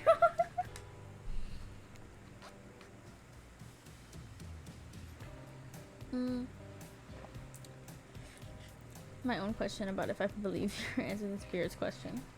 It was the wrong one? I'm questioning if it's the wrong one. We're gonna go back.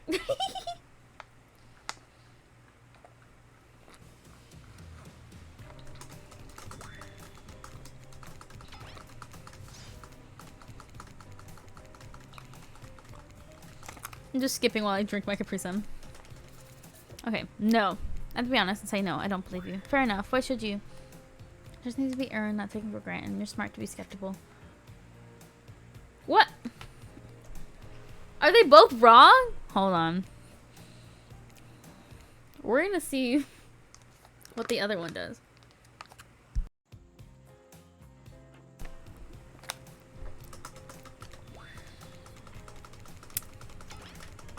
Okay.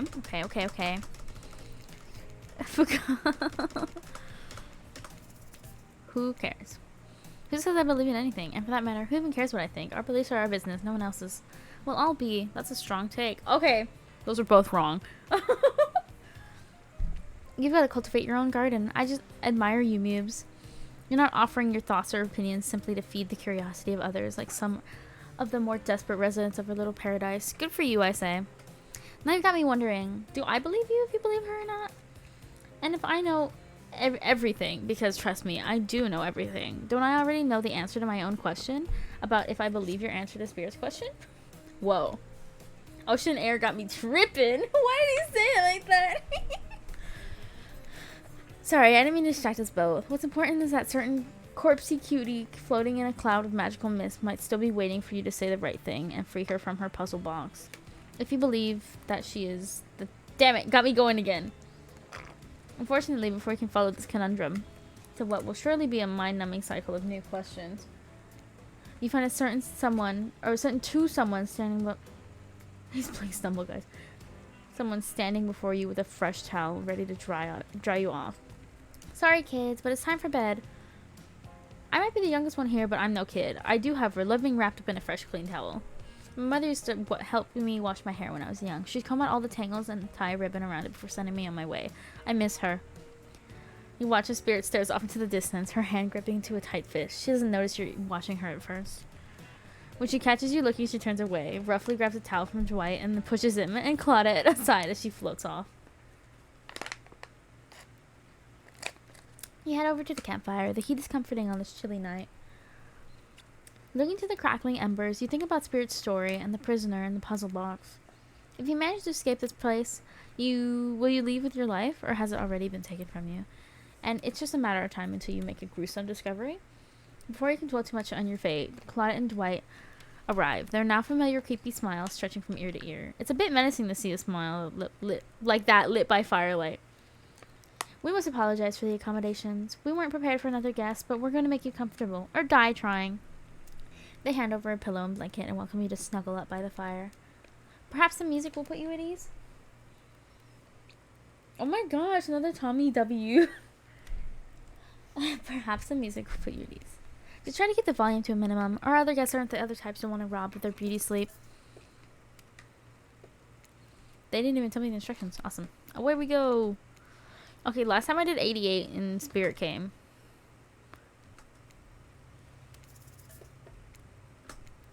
Damn it. There we go.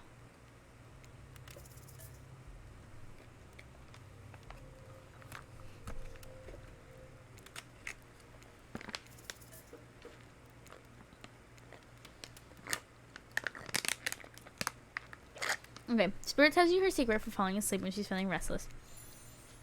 I like to listen to cute music, dab on some essential oils, and steam my pores. Really? What? Even the dead likes to relax. I don't really have any of those things around. Oh. Oh? Spirit reaches out and presents you with a unique item. It's a small comb carved from bamboo.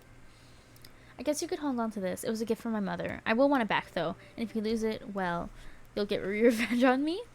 If it's the last thing I do. You finally start to feel sleepy, except maybe this isn't really a sleeping feeling. Maybe you're paralyzed. You try to keep your eyes open, but you can't. Darkness overtakes you. The dark voice from earlier speaks to you again, but it still shouldn't be as spooky. By now, you've had a whole day of strange voices in your head, but this one is still undeniably odd. The human body is made up of 60% water. Did you know that? Of course you did. Everyone knows that. Even amnesiac video game protagonists. Well, guess what? Drink as much as you'd like. You'll never get it to 100%. You hear me? Don't think I see what you're up to. Wasn't it 70? No, I thought it was 60.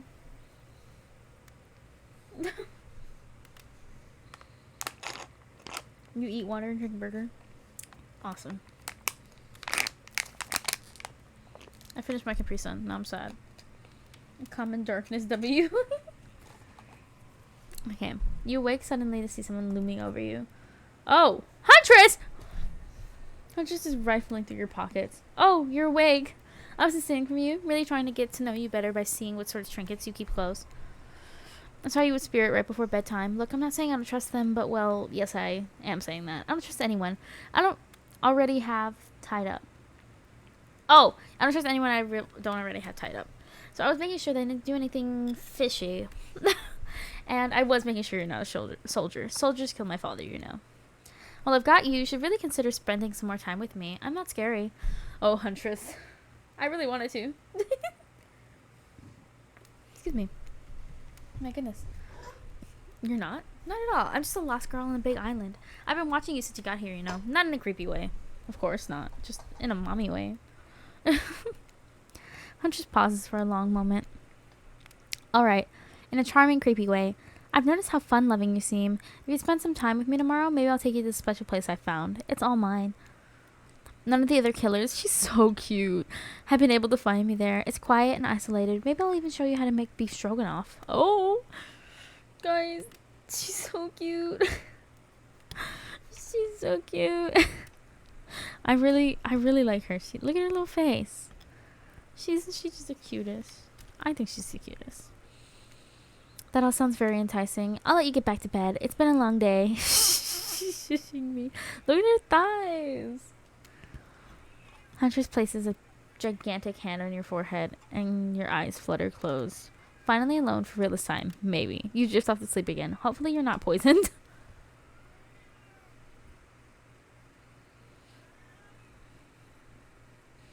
Wait a second. Where are we? This isn't... Oh, geez. It is. It's one of those reality show confessional rooms where all of the contestants talk directly to the camera. Can you blame me for not getting along well with others? I mean, I haven't had a real conversation with anyone since I was a child. I take the fact that I haven't slaughtered the newcomer for their meat yet as a win. They look pretty tasty, though, and so who knows what'll happen tomorrow. Hey, Dwight, do we have a terror gun on this island? Look, I'm always full of rage. The key to knowing how to control your rage so you can use it. Oh, the key is knowing. Okay.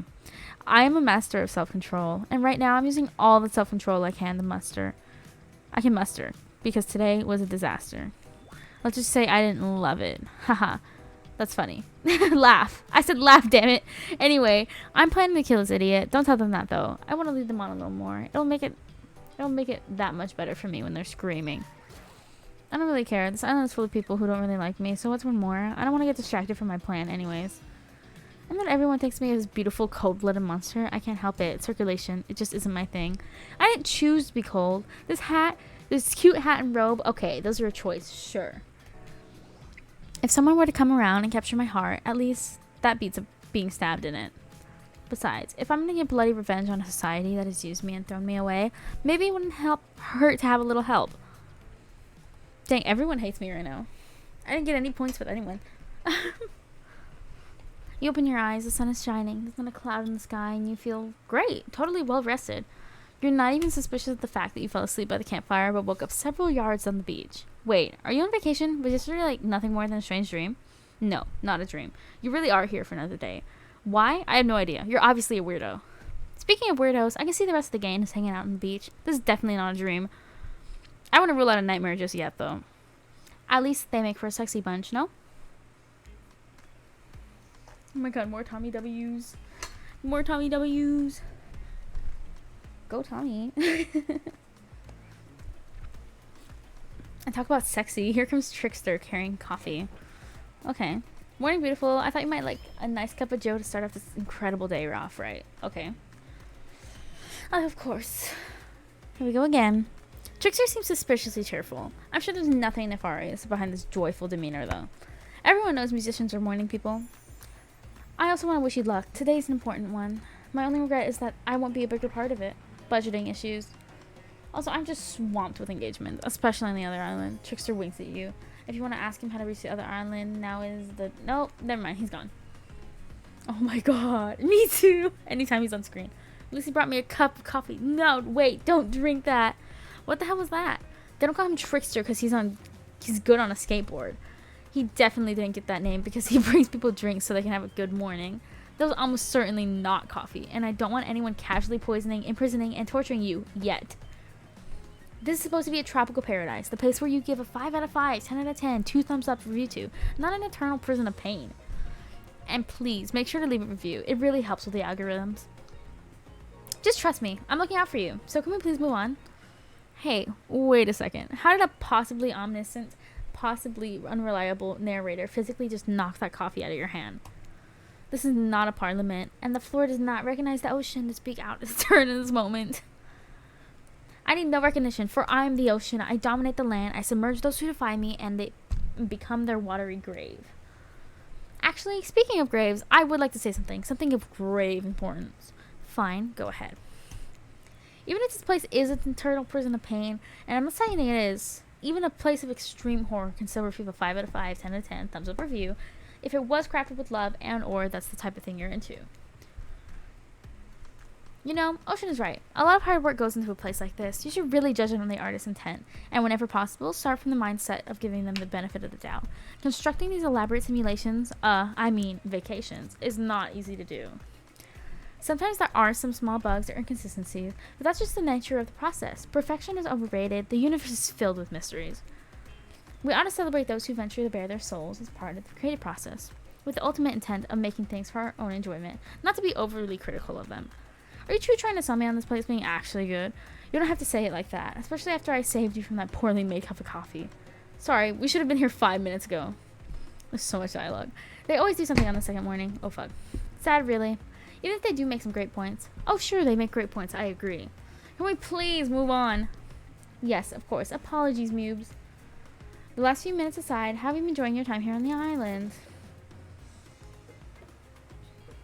It's been really entertaining. How else could I describe my stay on this island besides really entertaining? Wow, 10 stars, here we come. Smash the ocean too. I just saw that. Can someone remind me to skip this section next time? Nope. We do need to actually choose one more question though. We had to sign away our rights to say anything negative about this place. Would you please sign this non-disparagement agreement? I'm gonna say no. Last time I said yes. No. I will not say anything negative about this island. You have my word that I, Mubes, agree with the terms of the verbal contract. Oh. So, either way, I'm still kind of agreeing. Delightful. Excellent. Yes, yes. Hey, Mubes, is it still totally cool? Oh, it's still totally cool if you have constructive feedback. The place to leave that isn't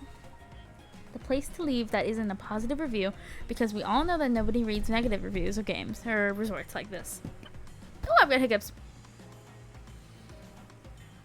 I don't know if they have a route. I think they do. I feel like they should. Because I feel like that would be a threesome. And we're like the only like non-killers on the island, so I feel like it would just make sense. You know what I mean? Okay. Anyway, I see Dwight and Claudia have gone into a trance, and with the grumbling I hear from your belly, that can only mean one thing: breakfast. Yippee! Perfect timing. Everyone rolls into the dining area to light up those sexy little bellies with pancakes and bacon, and so much for maintaining those beach bods. We're all half naked in tropical paradise. Can we get some strawberries here? A yogurt? Magic powers will only get you so far. Even killers watch their sodium intake.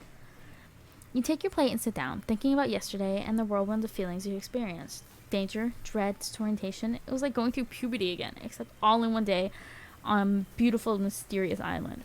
It looks like you're not the only one doing some introspection, though.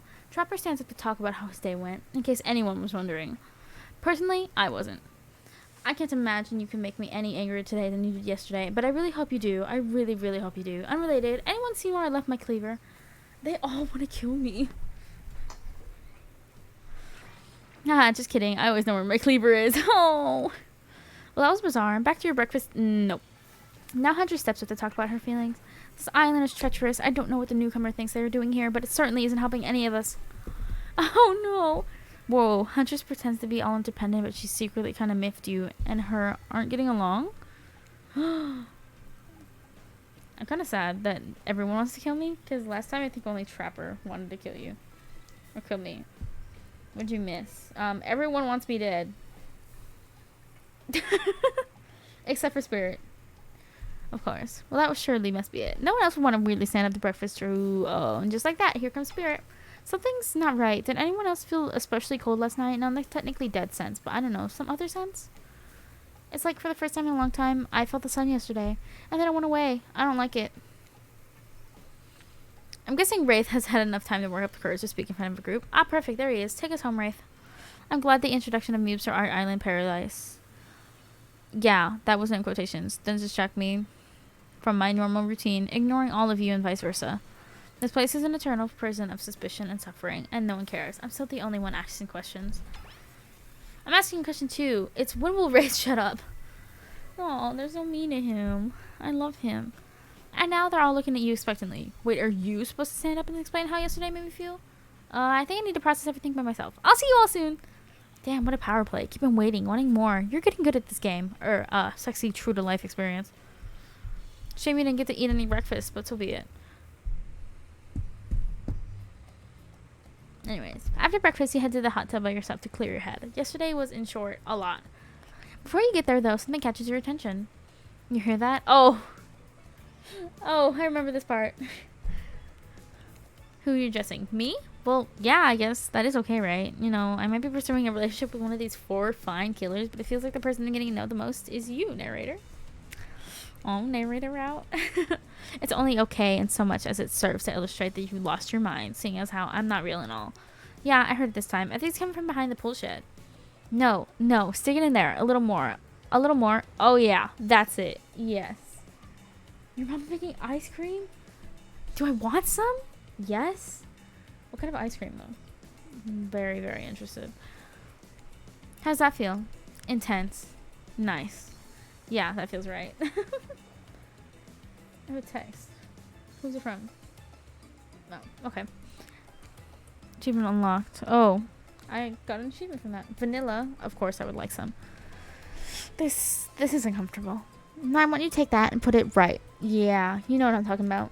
Just like that? Exactly like that. I swear I had no idea these two even do whatever it is they're doing. I'm afraid to look. Please say something so you know, so they know you're close by and you can hear everything. Oh wow. Look at this super cool bottle of Trickster brand suntan lotion someone left on the chair. Anyone know where I can buy some? Damn it. Oh, come on. A little privacy, please. Has some Oreo bits in it. That sounds even better. Dwight is panting and Claudette has a crazed look in her eye. Sorry, I didn't know how else to let you know I was here and that I could hear you. Well, you know. Know what? What do you think we were doing? You were doing... I don't know exactly what you were doing, but it sounded like fun? You think 2 people trying to find new ways to kill each other in a desperate search to make their own death permanent is fun? Oops. We get 5 minutes to ourselves every day and we spend it hoping if we stab each other in just the right spot, we won't get resurrected. I've kind of believed that the key to finding the exact place we need to bleed out from. And I believe that place is our appendix. Why else would it be there? Makes sense to me. Did you actually think me and him, Dwight? I'm such a funny jokester, you guys. You don't have to laugh that hard. They get it. And now we're laughing even harder. My life is a nightmare, and yet somehow it's never been any worse than right now. Let's go, lover boy. I noted all our entry runes and our 5 minutes up anyway. Good luck, Moobs. You're gonna need it. Hey, if you figure out how to escape this island, please make sure your ghost tells us how. That was both a tragedy and a comedy. A cragmity. Shut up. I like it. Anyway, where are we? Oh, yeah. You're headed to the hot tub by yourself to clear your head. Yesterday was short. A lot so far. Today has been exhausting, too. So you're dedicated to achieving a true censored sense of calm. No drama, no bullshit, just soaking up in the heated pool. Today, you're on a date with you. Ooh, I like that. I want to be on a date with me. Who would make the first move? And aside from a disturbing thought, all is going to plan until a shadow blocks your precious sun. Spiky tip like a palm tree is bending over to screw with you. But it's no tree, it's... Trickster. Hey babe, breakfast was weird, huh? Everyone's getting up and announcing how they're feeling. What's that about? Some kind of forced check-in with the group? I don't like it. Fishy, kind of lazy. Whatever though, breakfast is dumb. No one should eat before noon or after 4 p.m. Yeah, I do intermittent fasting. You see my abs? Everyone's ew. Maybe you can see them later at my private stage on the other island. You know, IP Island, where all the Hollywood celebs hang out. If you play your cards right, I can give you a private show. Catch you around. His abs are pretty amazing. You gotta give him that. And the blow-up bat, threatening but adorable. Makes for an interesting silhouette. Genius design. He's a psychopath, just like the rest of them. You don't gotta give him anything. And we're not best friends. Just because we had a little talk about doing a little talking, it's not an open invitation to go smashing the fourth wall every 5 seconds. Doesn't he have his own island? He does. Kinda. He just kinda chills there. Nope, another shadow. These people will not leave you alone. Let's see who it is this time. Oh, Spirit. That checks out. You two have gotten pretty cozy. We should get out of here. I know a place that brings a bit of welcome darkness to this tropical nightmare. Best of all, I'm the only one that seems to know about it, so we won't be bothered there. I don't even know why I'm telling you, really. It's my private spot, but I guess I got a feeling that you'll appreciate it in the way that I do. Not like these other killers. They don't get me. But I'll get them. Oh, I'll get them all. I'll get my father, too, and I'll punish him for what he did to my mother and me.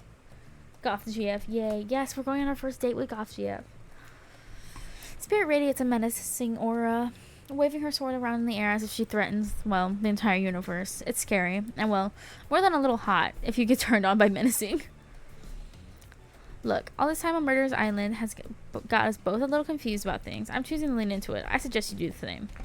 You've seen her get mad, which is probably enough to scare you into compliance. But you've also seen that there is a more sensitive side hiding within her. Which one do you think will win out? You consider her offer, but before you can decide if you want to go or not, Trapper interjects. I demand that you reconsider. Actually, I strongly suggest it, especially if you're choosing between me, a walking mountain, and with a rich ore of gold running through it, a literal wisp of air. Literally air. Spirit is held together by air. I want to put my faith in anyone who can be defeated by a strong breeze. Tough choice. You weigh your options quickly, but you can only go on one date today, and you also don't want to be hacked to pieces for saying the wrong thing. It's always good to remember that these are all cold-blooded killers. But you know what they say, when life gives you lemons, you make lemonade, and then die a horrible, retching, writhing death after drinking it, because the lemons are poisoned all along. Sorry, this island has really got me tilted. So who will it be? Spirit. I gotta go with Spirit. You made the correct decision, but know this. Just because you picked me doesn't mean I'm gonna slobber all over you like a dog. Understand? Well, of course, you still got a lot to prove to me, and I want to believe that our connection is real. But I've been hurt. I've been hurt before, literally, with a katana. A katana that I now wield in structural form. You feel me? Because you will feel me if you try any of that macho trapper crap. Yeah, I feel you. Before you ask, Claudette and Dwight to clarify. I'll just let you know that yes, it is too late to change your answer now. Not like I wanted to, but... Okay. Oh, achievement unlocked. Yippee! You and Spirit arrive at the coast, overlooking the Black Lighthouse. It's cold and decrepit, but still impressive. There's something magnetic about it. You can see why Spirit would be drawn to such a place. Oh my god. You look Spirit up and down and notice that she's wearing all black, just like the lighthouse. I'm noticing a theme. Is black your favorite color? Black isn't really color at all. It's the absence of color. It's a void. Like me. Spirit smiles. Nature abhors a vacuum. You're not sure if that's a good thing or a bad thing. The lapping waves on the shore of the coast had a romantic tone. The fog that surrounds Spirit everywhere she goes blends perfectly with the mist rolling over the rocky shoreline. She's at one with this place, and so are you. The peace doesn't last too long, however, as the lighthouse lets out an eerie howl, like a monster dying. A spiraling black light stretches out across the sky. Spirit has to yell at you just to be heard. Oh yeah, it does that! The light and sound recede, and the two of you sit in silence. Spirit lays a towel down and then pats on it gently. Clearly she wants your company, so you oblige. When you do, she takes out some sunscreen and hands it to you. Oh? You're not exactly sure what to do with this. Is this an invitation to get a little hands-on action? What else could it be?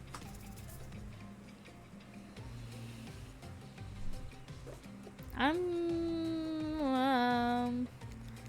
want to say thanks. Thanks, I forgot to bring my own. When I lost my memory, I fell into the ocean. No problem, I figured as much. She turns away while you slide the lotion all over your body. Need any help reaching those difficult spots? Oh, hello. You need any help? Yeah, I don't know about that. You see a hand float around your back. Gulp. Sure, why not? Spirit's hand on your back is ice cold as she has a soft touch. When she's done, she takes care of herself. You watch as Spirit applies sunscreen to herself in the most unique way by floating her own hand around her back to spread it on.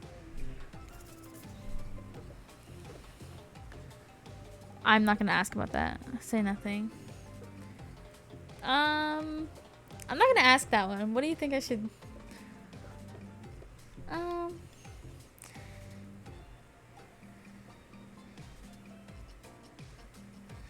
I don't know.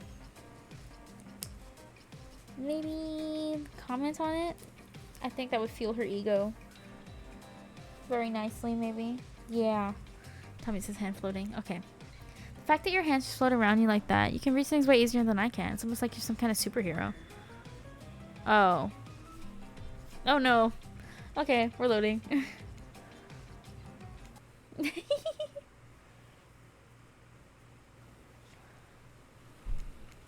there we go. We're gonna save after we...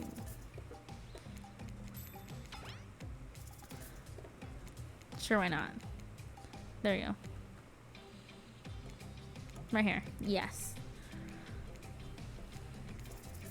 Okay. I'm gonna say nothing. You look on and wonder, not sure exactly what's appropriate to say in this moment. While you're staring at Spirit's back, her hand turns around and notices you looking at her. I'm sorry, is something wrong? I was just thinking about how you must have gone through the end up like that. It had to have been horrible. It was worse than death. At least death ends eventually. But I wouldn't want to forget it. It's literally made me who I am right now. Truth is, I could pull out all of these bits of glass that are stuck in my flesh right now if I wanted to, but I don't want to. Each shard is a reminder of what my father did to me, and what the world did to him. That's why I refuse to play the universe's game. I hate the idea that I'll be forced to succumb to the pressure the way he did in the end. The way the fear and anger filled him up and then came bursting out. The way his misery flooded our home and drowned us all. Yeesh. It's hard not to think about revenge. The dragon inside me, it's doing to me what the world did to him. I have to fight it, even though it gives me strength. I must maintain control. You're stronger than he ever was, I'm sure of it. I appreciate that, Moves. Okay. I suppose a little help isn't a bad thing in life. In love, this world is a lot to endure alone. Maybe I could use a little assistance reaching my delicate toes for a bit of lotion. You know, having your body contorted into these vengeful poses. It really does a number on my joints. It rubs the lotion on his skin. Oh. Now I'm rubbing her toes. This is weird.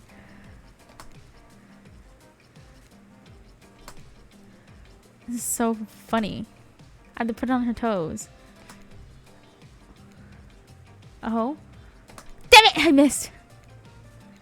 Well, I suppose the lotion made it to where it's supposed to be going eventually. Oh. Okay. And you weren't too incredibly wasteful. I'm not a woman who believes in rushing through things to get them done. Foot fetish.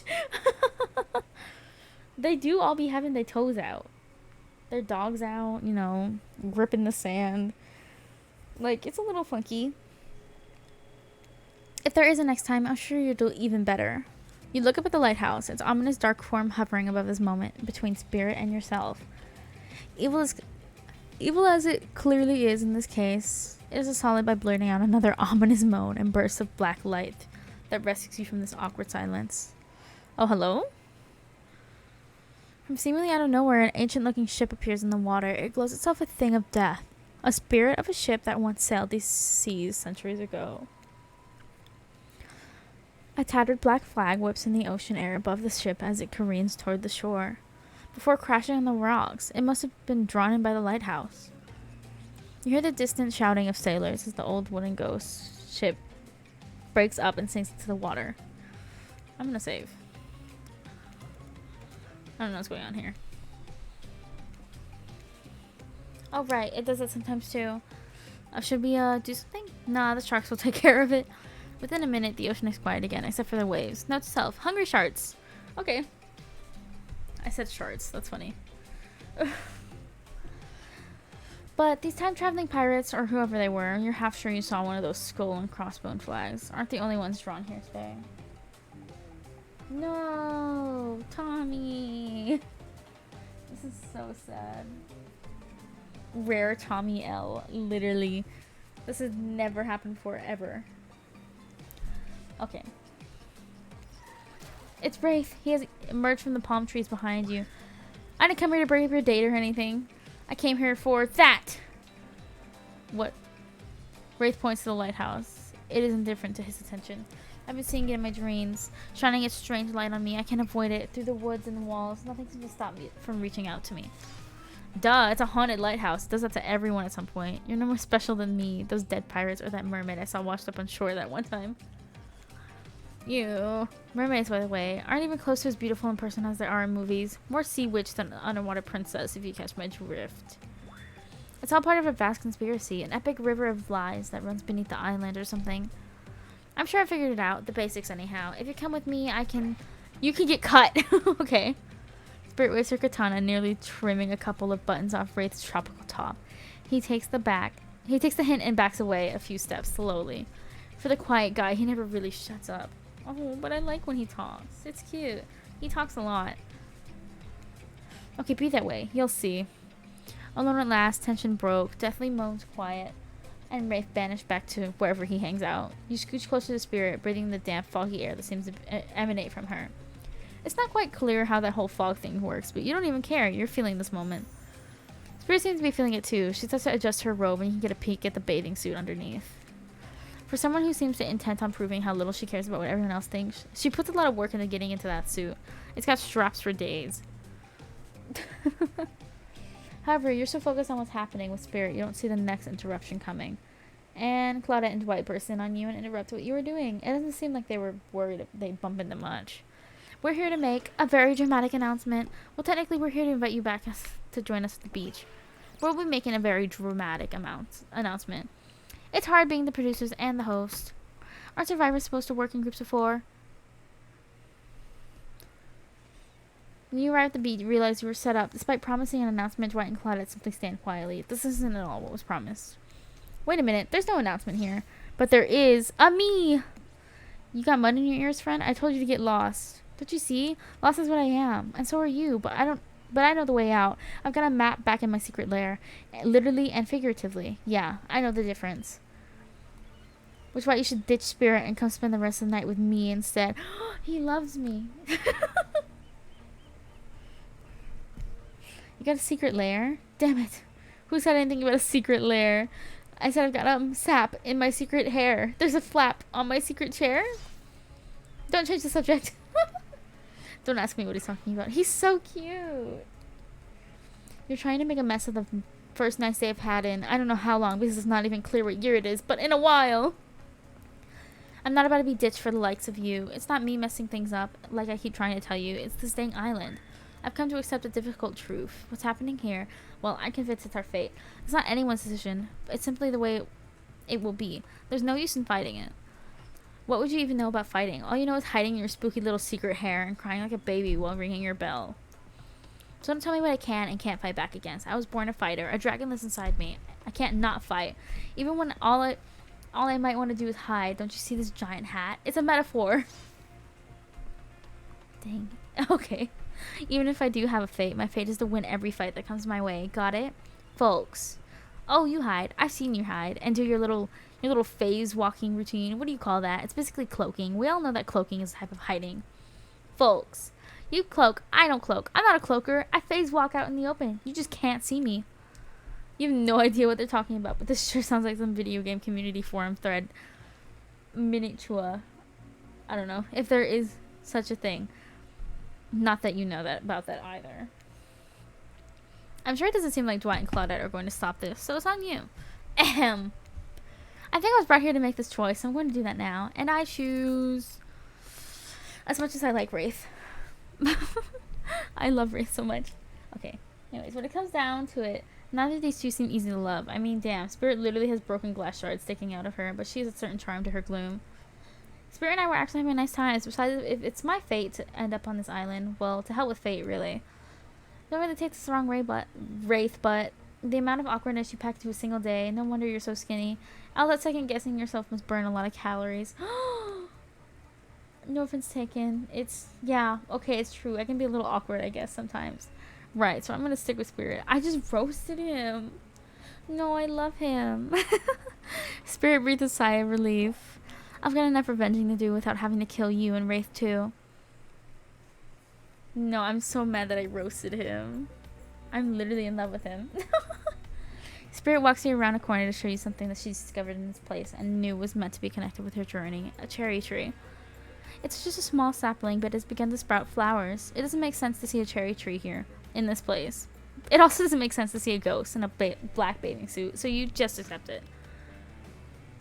As Spirit steps up to the tree, a cold breeze pulls some pulls some petals off, and they come cascading through the air around the both of you. Do you know the meaning of the cherry blossom? They're beautiful. They're also quite symbolic, of course. And like all good symbols, their meaning is pretty complicated. I know. I can't believe I roasted him. I'm gonna save. The meaning is pretty complicated. What do they mean to you? For many people, you hate this game. The game I'm playing or the game you're playing, Kimetsu? You're not actually watching, you're just listening, so I'm assuming your game. Or whatever it is that Kimetsu is playing. Squeaky. Mine. Yeah, okay. Just checking. For many people, being among cherry blossoms is like being at a celebration of life. People travel great distances just to be near their vibrant beauty. However, as beautiful as they might be, they aren't magical. They're simply flowers. They quickly die and fade away, and for this reason, they are also a symbol of the fleeting nature of life, of our fragile mortality. Tommy W.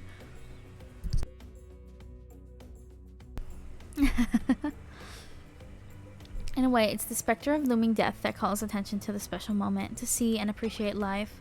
How does that duality make you feel, Moobs? I'm saving. Okay.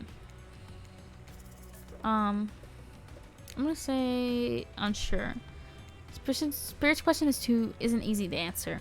You want to impress her, but you also don't want to be true to yourself. The entire range of human experiences stresses out before you, and you feel paralyzed by their different options available to you in this moment.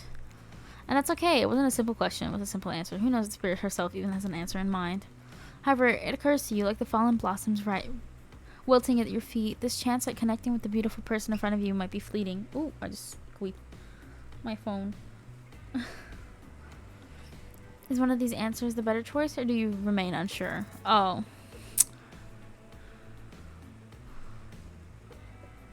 I don't know. My narrator is like kind of pushing me away from the unsure answer, so I'm gonna have to pick empowered or frustrated. I don't know, I feel like she doesn't rock with either. I feel like she's more like philosophical. I don't know though.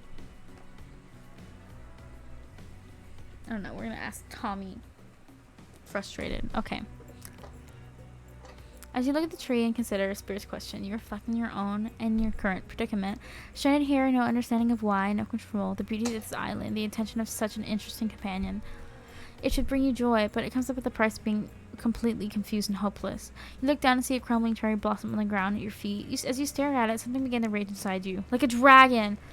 How can anyone find comfort, even for a moment, with death and decay looming on the horizon? It makes me so frustrated. It makes me so mad. I want to do something about it. I want to strike back against this shitty reality. Oh my god.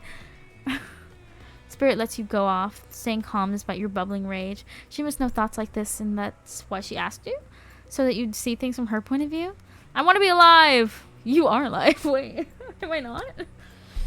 You feel connected to her at this moment, more than you have at any other point before. You wonder, does she feel the same? Once the fallen cherry blossoms represented the souls of the samurai warriors, those noble characters, those who did not fear death, those who were killed in the greatest sacrifice to honor their emperor. Go off, sis. We're gonna save again. Just because I'm worried I'm gonna have to make more decisions that are gonna end poorly. Their lives were short, but their purposes gave them beauty. Those warriors saw death coming, but they never despaired. They stood and faced it. They held their swords and struck down their fear. But despite the samurai spirits that lives on inside me and my noble bloodline, my life is ended, but my death continues to stretch on. The cycle is frozen. This cherry tree? It's not real. Those petals fall. They soon replenish. It's as if they were installed here by someone. You watch as Spirit chooses her words very carefully. By something with no respect for the balance of life and death. Hourglass body. Well, she is missing a few body parts, so it only makes sense that she's, you know, kind of unrealistic. Huntress, though. Have you seen her thighs? I bet her waist is cinched just from the pure muscle mass that she has. I'm not gonna lie. We're sorry to interrupt. You know we don't believe you, right? Yep. But by this time, we've got a really good reason, and it has nothing to do with us being manipulated by an unforeseen force. Nobody accused you of that, but okay. We're just here to tell you that it's time for dinner, silly. Get it while it's hot. I guess it's time to go, or whatever. Thanks for spending some time with me today. I enjoyed it. And I rubbed lotion between your toes? Question mark? I guess I'm bound to just do weird things with everyone. What a fun day you've been having. I can see it written all over your face. You're shining, and that's just not the remaining anxious sweat from spending an afternoon courting a psycho killer. No, you really are feeling this whole romantic experience. Don't worry, I'll keep your dirty little secrets. But enough gentle ribbing. It's time to get back to business. All the appetizing singles have arrived for dinner, including Trickster. Sigh. Wraith is here too. We're not going to do the gag where we cram them all on screen at the same time again, so just believe me. They're all here, and they're all just as sexy and demented as you remember them. With your love on the line, everyone is being very careful not to offend you by saying the wrong thing. Congrats, by the way, on getting this far. I'm surprised that these 4 are falling for you. No, not because of your personality, but because you just met them yesterday. However, since Hunter seems like the biggest long shot to end up holding onto your heart, she throws caution to the wind and speaks up. It's a pretty small consolation prize for being the least loved killer on Murder's Island, but hey, letting them have this moment in the spotlight is the least we can do, and heaven knows they won't do it any better than that. Oh, I haven't given her any points. This makes me so sad. Since it seems like I'm going to be alone forever, I'm focusing on myself. I have hobbies of my own, you know. Besides stealing, kidnapping, killing, cooking is my passion. Oh my god. Tonight we'll be feasting on succulent squirrel appetizer with roasted elk as the main, served with a side of mushrooms. Mommy. These mushrooms are probably poisonous. An elk, huh? More revenge for the elk that killed her mother? If I had a nickel for every revenge obsessed killer on this island. I have some number of nickels. Certainly more than a few. I personally hunted, killed, skinned, and prepped our meal. I even picked the mushrooms myself. Oh, they're definitely poisonous. And cheesecake for dessert. What, not Russian enough? I'm not so one-dimensional, you know. Dinner will be served shortly, but certain power brokers would like to know about your day. Would you like to share your day with the rest of the group? I would love to. You've had an interesting day, that's for sure, but how will you describe it to the others? Say too much or say too little, and it could affect your standing with the group. Okay, but they'll just sit there saying nothing. Saying nothing is not an option. Be coy. No, thank mommy. Oh my goodness, Tommy. Tommy's rich. Look at that amount of fluffs that he got. Common Tommy W. Tommy's good at gambling, I suppose. Everyone already hates me. I'm gonna go about my date. No, she doesn't like that. Going back.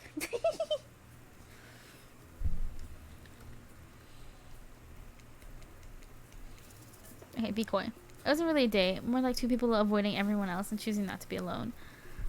Choosing to be alone. Not doing it in a relatively close proximity to each other. That's exactly right. Couldn't have said it better. Better anything of value.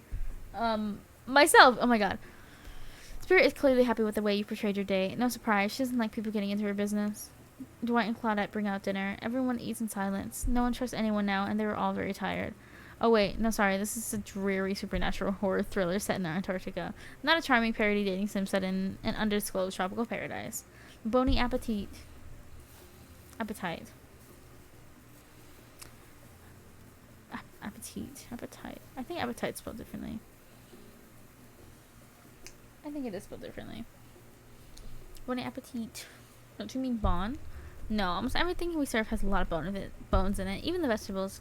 Impossible to avoid on this island. Everyone eats without speaking. When everyone finishes, Dwight and Claudette come back up to clean the table. They linger around you, so they pick up your plate. You take your napkin, dust crumbs off the table. What would you like to say to the servants? Thank them. Your top-notch service is much appreciated. Everyone, if you would please be so kind as to follow us to the fire pit, we greatly appreciate it. We've been told something big is going to happen, something that will change everything.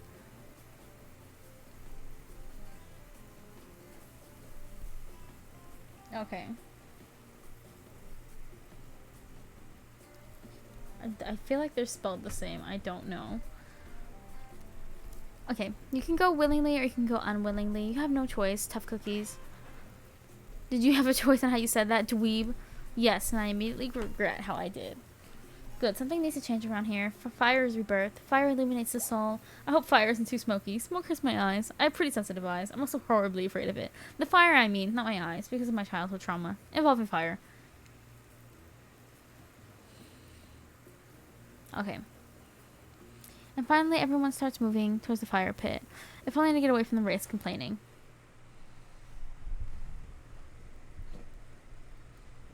Oh my goodness. My back hurts. Hold up. Repositioning.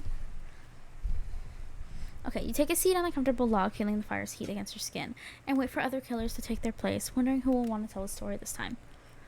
Will the narrator tell a story? I bet they got stunningly creative mind. Hey, you think, are they allowed to simply place thoughts in my mind like this? Doesn't seem fair. His face looks like a motherfucking JoJo reference. It's funny. Wait a minute. No, it's not. Tell me. Everything's a JoJo reference to you. Everyone makes their way in, but something unexpected happens. Nothing happens. Something almost always seems to be happening here, so nothing is probably not a great sign. Oh, cool. Now everyone's looking at you. So, do something. Should I pick someone to tell a story, or should we play charades? Boggle? We're actually thinking, why don't you tell us a story? Wraith points his spine and his skull staff thingamajig at you. You duck out of the way. Who knows what that thing can do? Probably shoot lasers. I believe it.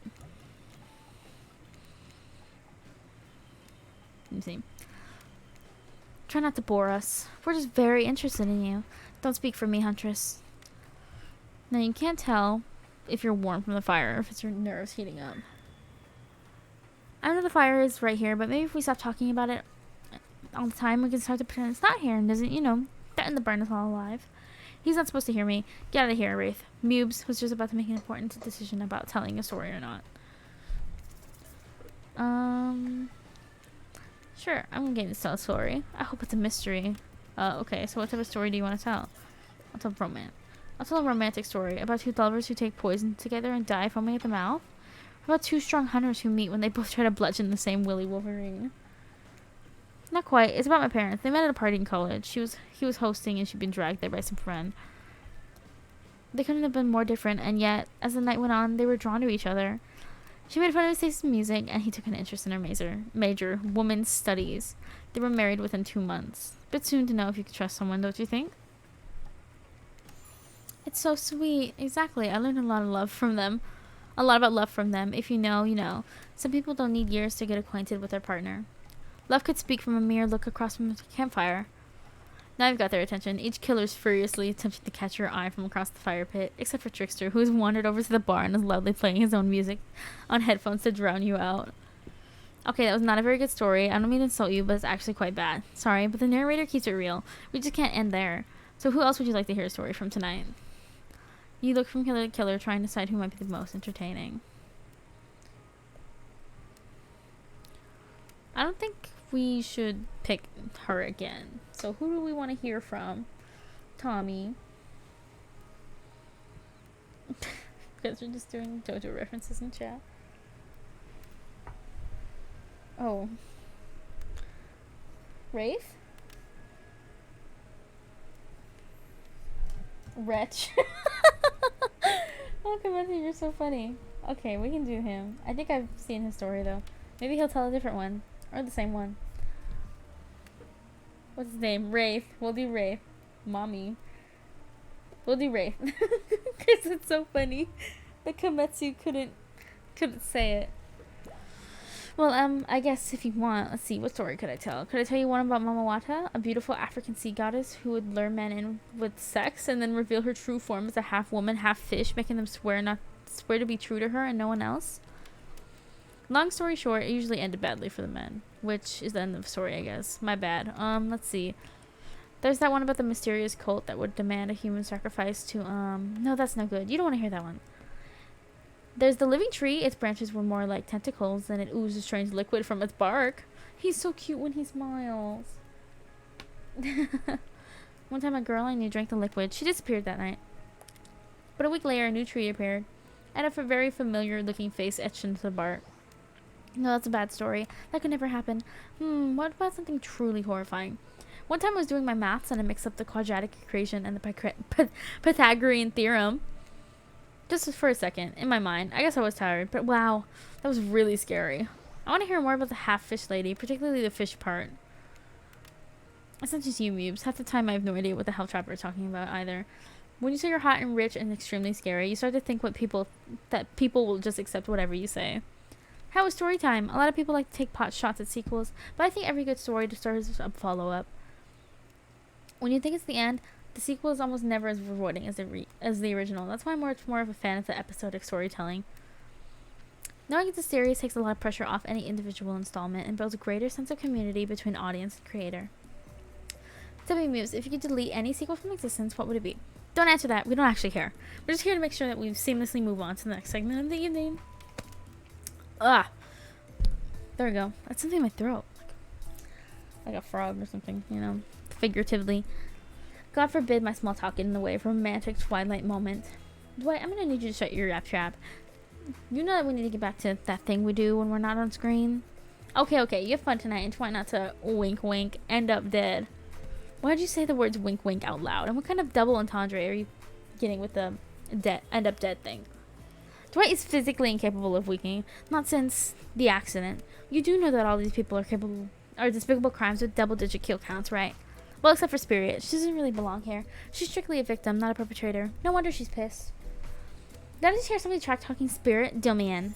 What do you say we take this hot to the hot tub so I can soak this bod while I roast that ghost with some killer hot takes? Please, enough talk of burns, things that are lit or getting blazed. It's enough that these activities have to be set next to a literal fire. Must it be surrounded by figurative flames as well? What if we turned it and ran as far away from this place as we could? Just you and me. On those spindly legs, you'd probably tire before you got too far. If it's running away to some place more secluded, Mubes is after.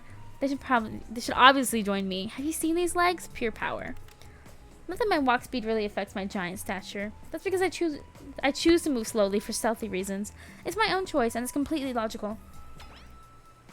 Why is everyone so obsessed with comparing themselves to each other and creating drama? I'm so over all that. Don't you get it? Society wants to trick you into fighting with each other so that corporations can swoop in and tell you fake solutions to your fabricated problems. I'll be sitting in the shade and drinking something locally sourced while thumbing through a public domain novella printed on recycled paper because I refuse to play their game anymore. It's like she's actively trying to be unappealing as possible. Does it really turn anyone else on or just me? Despite Trapper's insatiable appetite, it seems that his attention, along with the attention of everyone else, is still on you for this moment. If you could just, I don't know, pick one of us, maybe we could all move on with our lives, or, you know, maybe some special projects we got for going. You heard him. Who will it be? Who will you head off for an evening activity? I'm just saying, you might not get a ton of chances to date around like this before your time on Murderer's Island comes to a close.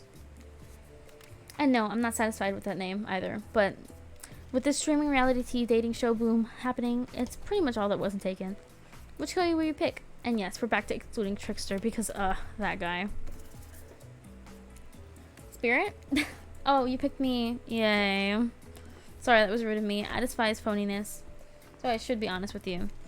You make for interesting company, and I love the idea of winning over all these other killers, or running over these other killers at all costs, even when I hate the game and the prize, but I had a long day. Floating, subverting expectations, grinding my teeth as I imagine sweet revenge, it takes a lot out of me. So don't stop bringing your A game, alright? It might seem like I hate everything, and getting to really know who I am is an impossible task. Not worth trying, but not too bad. You wouldn't know unless you search deep inside yourself and bring everything you've got. Or just say the exact thing at the right time and melt my cold heart in an instant. I don't know the rules here any better than you do. See you at the bar, I guess. You arrive at the bar to find Dwight and Claudette both holding cocktail shakers, surrounded by a bevy? I don't know. A bev. Gotcha doesn't have a stinky personality anymore. Yeah. It's hard to get through that shell of hers. Well, towards you. Well, yes, of course. Anyways. Oh, of bottles for assorted boozes. Who's ready to get wasted? As you know, I don't drink, so not me. Unless you mean wasted as in killed. In which case, Dad, if you are out there somewhere, I will find you and waste you for what you've done to me. Smash. She's kind of short. And she's literally, like, floating. Why did they position her so low? Wait a minute.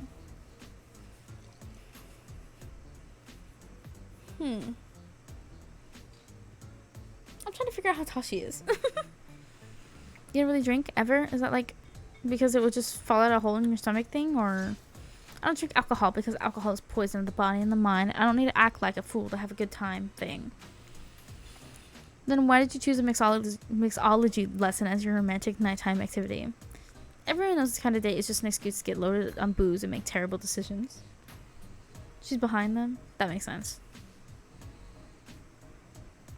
Why are they so close to me if she's my date, though? Like, that's just my question. It's true.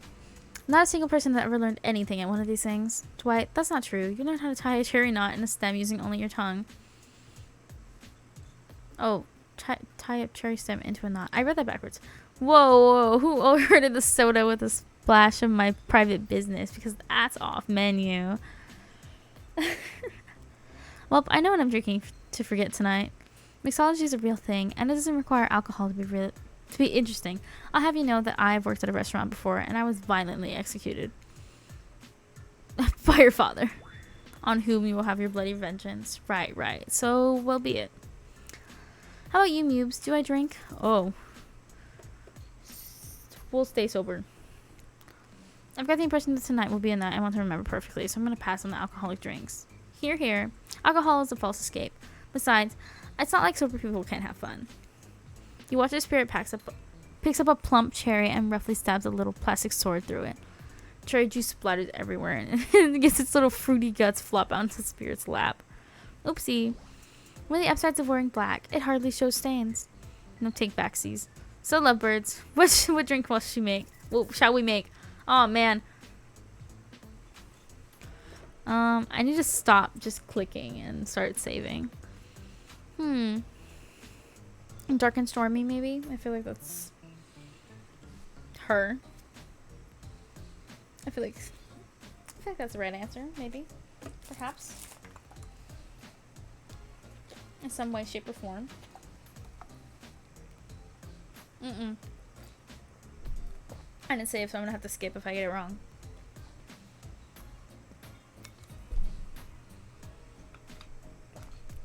Because I'm a little silly, funny, goofy. Just a little, you know. I think I'll do Dark and Stormy. I'm not gonna lie. I can wait for chat. You should have. I know I should have!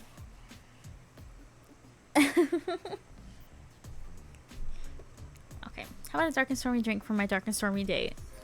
Okay, that one's cute. Okay, I knew it! Please allow us to demonstrate how a Dark and Stormy is made. First, rum, or in this case, rum extract, and a bit of apple juice is poured over ice. And then French ginger beer is added in. Garnish with a lime wheel and drink. The end. Do you think you're up to the challenge of replicating this recipe, Mubes?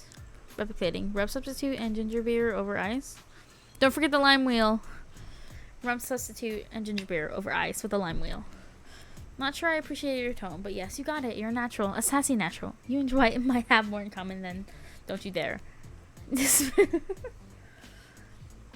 Spirit seems to be in a lovely mood as she sips her Dark and Stormy. She's not even rolling her eyes at your petty behavior. On cue, a literal dark storm begins to make its way in from the ocean. You taste your own Dark Stormy as you watch the clouds approach. It's quite refreshing. Isn't this fun? Yes. Yes, it is. Honestly, it's the most drama-free fun I've had since I got here. And since you picked up a simple but delicious drink, we've got plenty of time left to relax. Want to make out a little? Oh! You breathe in a sip of your drink and immediately begin coughing before you can get a yes out. Lightning strikes a palm tree and it immediately starts a fire. The activity ends abruptly as Claudette and Dwight usher the two of you away from the bar.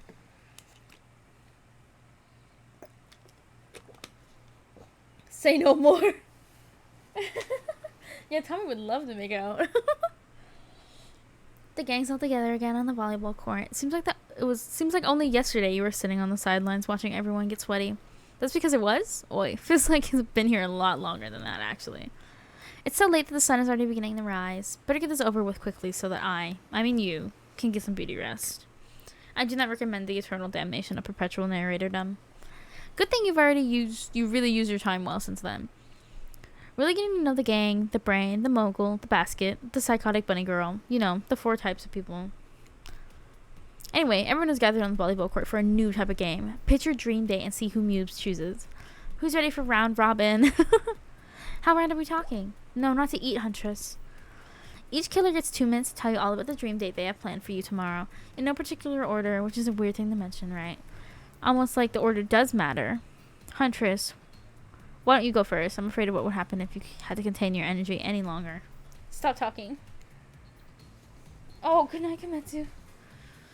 Great, Huntress. Why don't you take it from here? Tomorrow morning, I'm planning a night atmospheric breakfast on the yacht. Don't worry, Trapper won't even know it's gone. What was that? Nothing. Go away. Then, boy oh boy, I've got such an adventure planned. It involves hunting for treasure. What kind of treasure are we looking for? You just have to pick me to find out. Let me tell you, it's primo stuff. Now, if you don't mind, I've got to start preparing, because it's clear already that you're going to pick me. Confident, mysterious, I like it. Trapper, without further ado, would you like to make us all uncomfortable by pushing the boundaries of what's acceptable? Not only in a polite society, but within the narrative of this in-world event, and also the larger meta-narrative of a Dead by Daylight dating experience? Sometimes you just gotta say it. Why, yes, thank you. I'd love to. So, Mubes, you're thinking of picking me? Well, this is your final warning. Pick me and be punished. And rewarded. Tomorrow will suck. Probably. I'm not an easy guy to get along with. I know that. And I can tell you this much. I'm hiding a secret on this island that will make fans shit themselves with excitement. If you're like Trapper, you're gonna love it. And if not, you're a maggot. Also, everyone, even confident, sexy ladies in rabbit mask, better stay the hell away from my yacht. Anyway, sorry. Wait, Wraith? Well, I don't know. I'd really just prefer to tell Mubes privately. I don't really know how that's going to work with these game mechanics. What if you just whispered it to Mubes? Wraith considers this for a long time. Too long. That's fine. Without moving, Wraith lowers his voice to a barely audible whisper. Tomorrow we have to find my bell. And then I could tell you about what I've been working on. It's going to be really special, the kind of thing where we really bond. JoJo poses. That's, I don't know. Maybe finally get off this island. And then maybe we can go on a real date. You done? Is that it? Wraith nods, proud. Hit a spirit. Figuratively? Damn it. Figuratively. Damn it, Dwight. You gotta watch your words with these people. Tomorrow you'll spit in the face of God, die, and be reborn anew. That's it? You're not intrigued by that? I don't want you. Go draw crayon art with Trapper, or dig up whatever mysteries with Wraith. I don't know what these guys do all day. Do you want to at least specify which god you'll be spitting in the face of? All of them. Okay then, so hydrate tonight if you intend to hang with Spirit. And time's up, everyone. Gosh, you need to dream about these options when you're ready to choose in the morning. Now go dream about all these swoon-worthy opponents, or options, so that you're ready to make a choice come dawn. Have a swell night. Did you two forget something? Haha, oh gosh, how could we forget? Before you run off to slumber peacefully, there's one more thing to do. No reality survival dating competition parody will be complete without singling out one of our 4 contestants, who is already teetering on the edge of a psychological break, and giving them a little push. Hold up. Has it been a survival dating competition parody this entire time and I'm just now finding out about it? Come on, the signs were there, you just didn't read them. Welcome to Murderer's Island, and now it's time to eliminate one of the killers. Oof, it's like butchering, but it hurts even worse. You can't kill a killer, but you can break their heart. Do you dare to even try? You mean, that's right. Tomorrow one of these sexy slices will not be eligible to take you on a date. Who's it gonna be? But why? Because it's dramatic? Because it's surprising? Because it's a classic reversal of fate? And it will hurt somebody's feelings? Someone's dangerous. What's it gonna be, champ? What's your thought process here? Trapper seems like he might throttle you in your sleep if you eliminate him. That being said, at least you see him coming. Spirit could be anywhere. She floats, and I hear she can disappear. Hard to track. Eek, if you get rid of Wraith, he might cry. And although... That yawn was out of nowhere. And although I totally support normalizing men crying and being vulnerable, it just seems like he might be an ugly crier. Huntress, she might pretend to be okay with it, but then you'll start seeing her behind every tree. What I'm trying to say is, I don't envy you, boss. So which sociopath are you eliminating? I think I'm gonna go with Wraith. I know. Just because he's gonna distract me. He's been distracting me. He gets the stick. He's like... He's so cute. I have to get rid of him. He's gotta go. He's gotta go. Yeah, I know. He's distracting me. He's gotta go. Look, I'm here, I'm horny, and I'm not really getting all positive reinforcement from you, Wraithy Poo. Why did I call him that? Please don't take this personally. It's just my opinion of you and who you are and what you're about deep down as a person and how I don't like it. I do like it, though. That's a crime. I do like it. A crime and a lie. I love him. It's like crazy. Sorry, my phone is awful. Hold on. Okay, there we go. Like, give me something, you know. A kiss, a wink, hold my hand. Finish telling me all about this mysterious stuff you're obsessed with. Or better yet, don't. Wraith rises, taller than you've ever seen him, and calmly walks to the exit. Before he leaves, he turns to you. When you came here, I thought perhaps you'd be different. I don't know how my last bit of hope in humanity hadn't been snuffed out, but it wasn't. It is now. You're just like the rest of them. There's no hope for goodness here. Oh...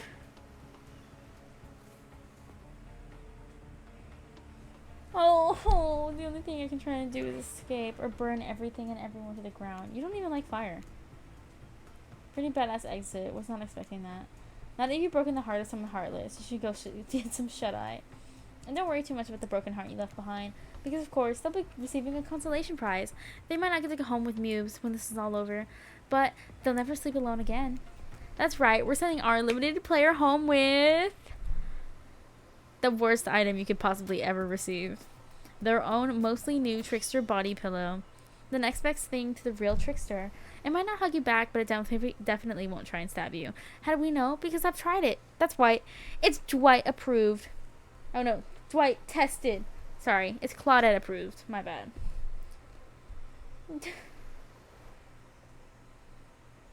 Dog. Yeah, Claudette approved.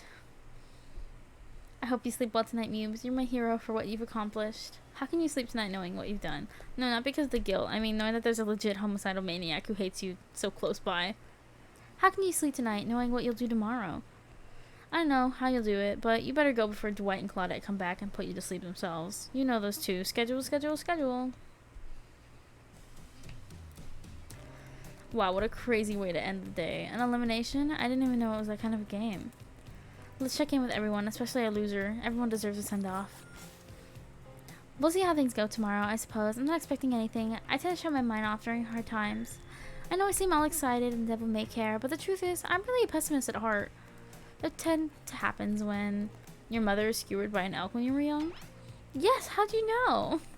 Wild guess. That's the only thing you talk about. Well, if you excuse me, I think I saw a raccoon over in that tree, and I'm feeling a bit peckish. I know I said some things when Mubes kicked me to the curb, and I just want to say I'm embarrassed for how I acted. Not what I said, though. I stand by it. I want everyone to hear to, burn.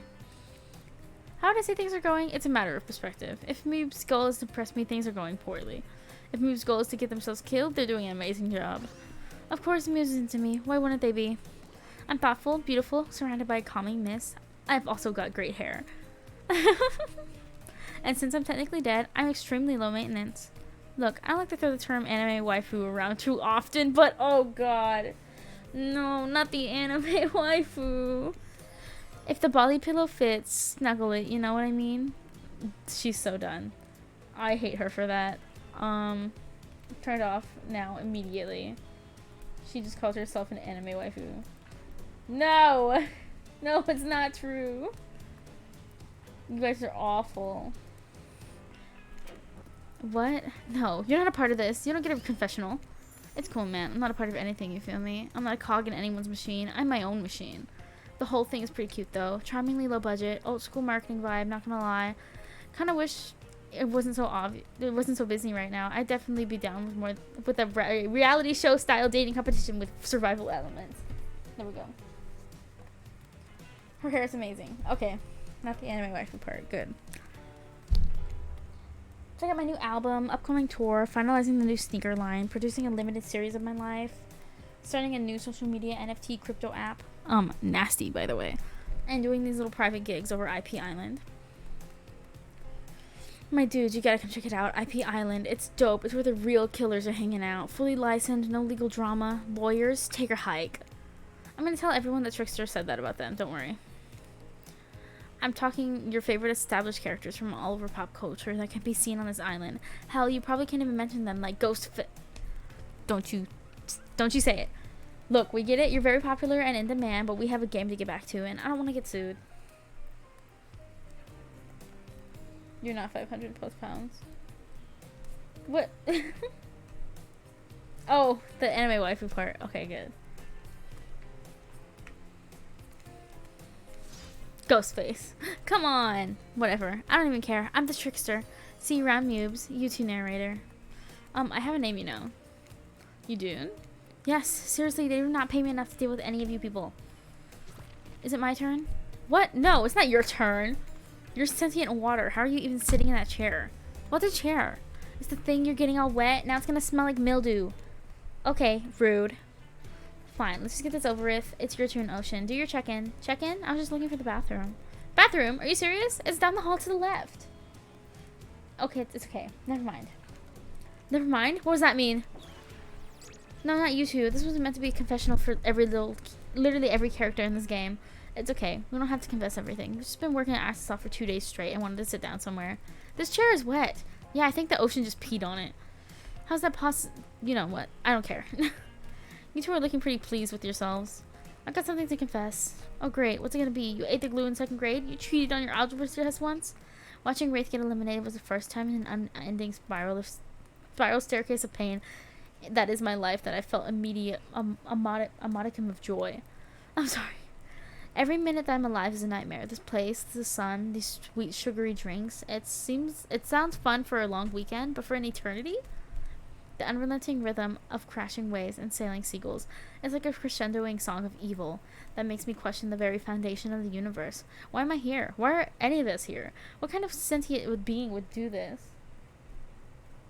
Please, erase me from this existence. Make it so I was never born. Pull the plug on this experiment and let my soul be free. Please, please get me out of this polo shirt.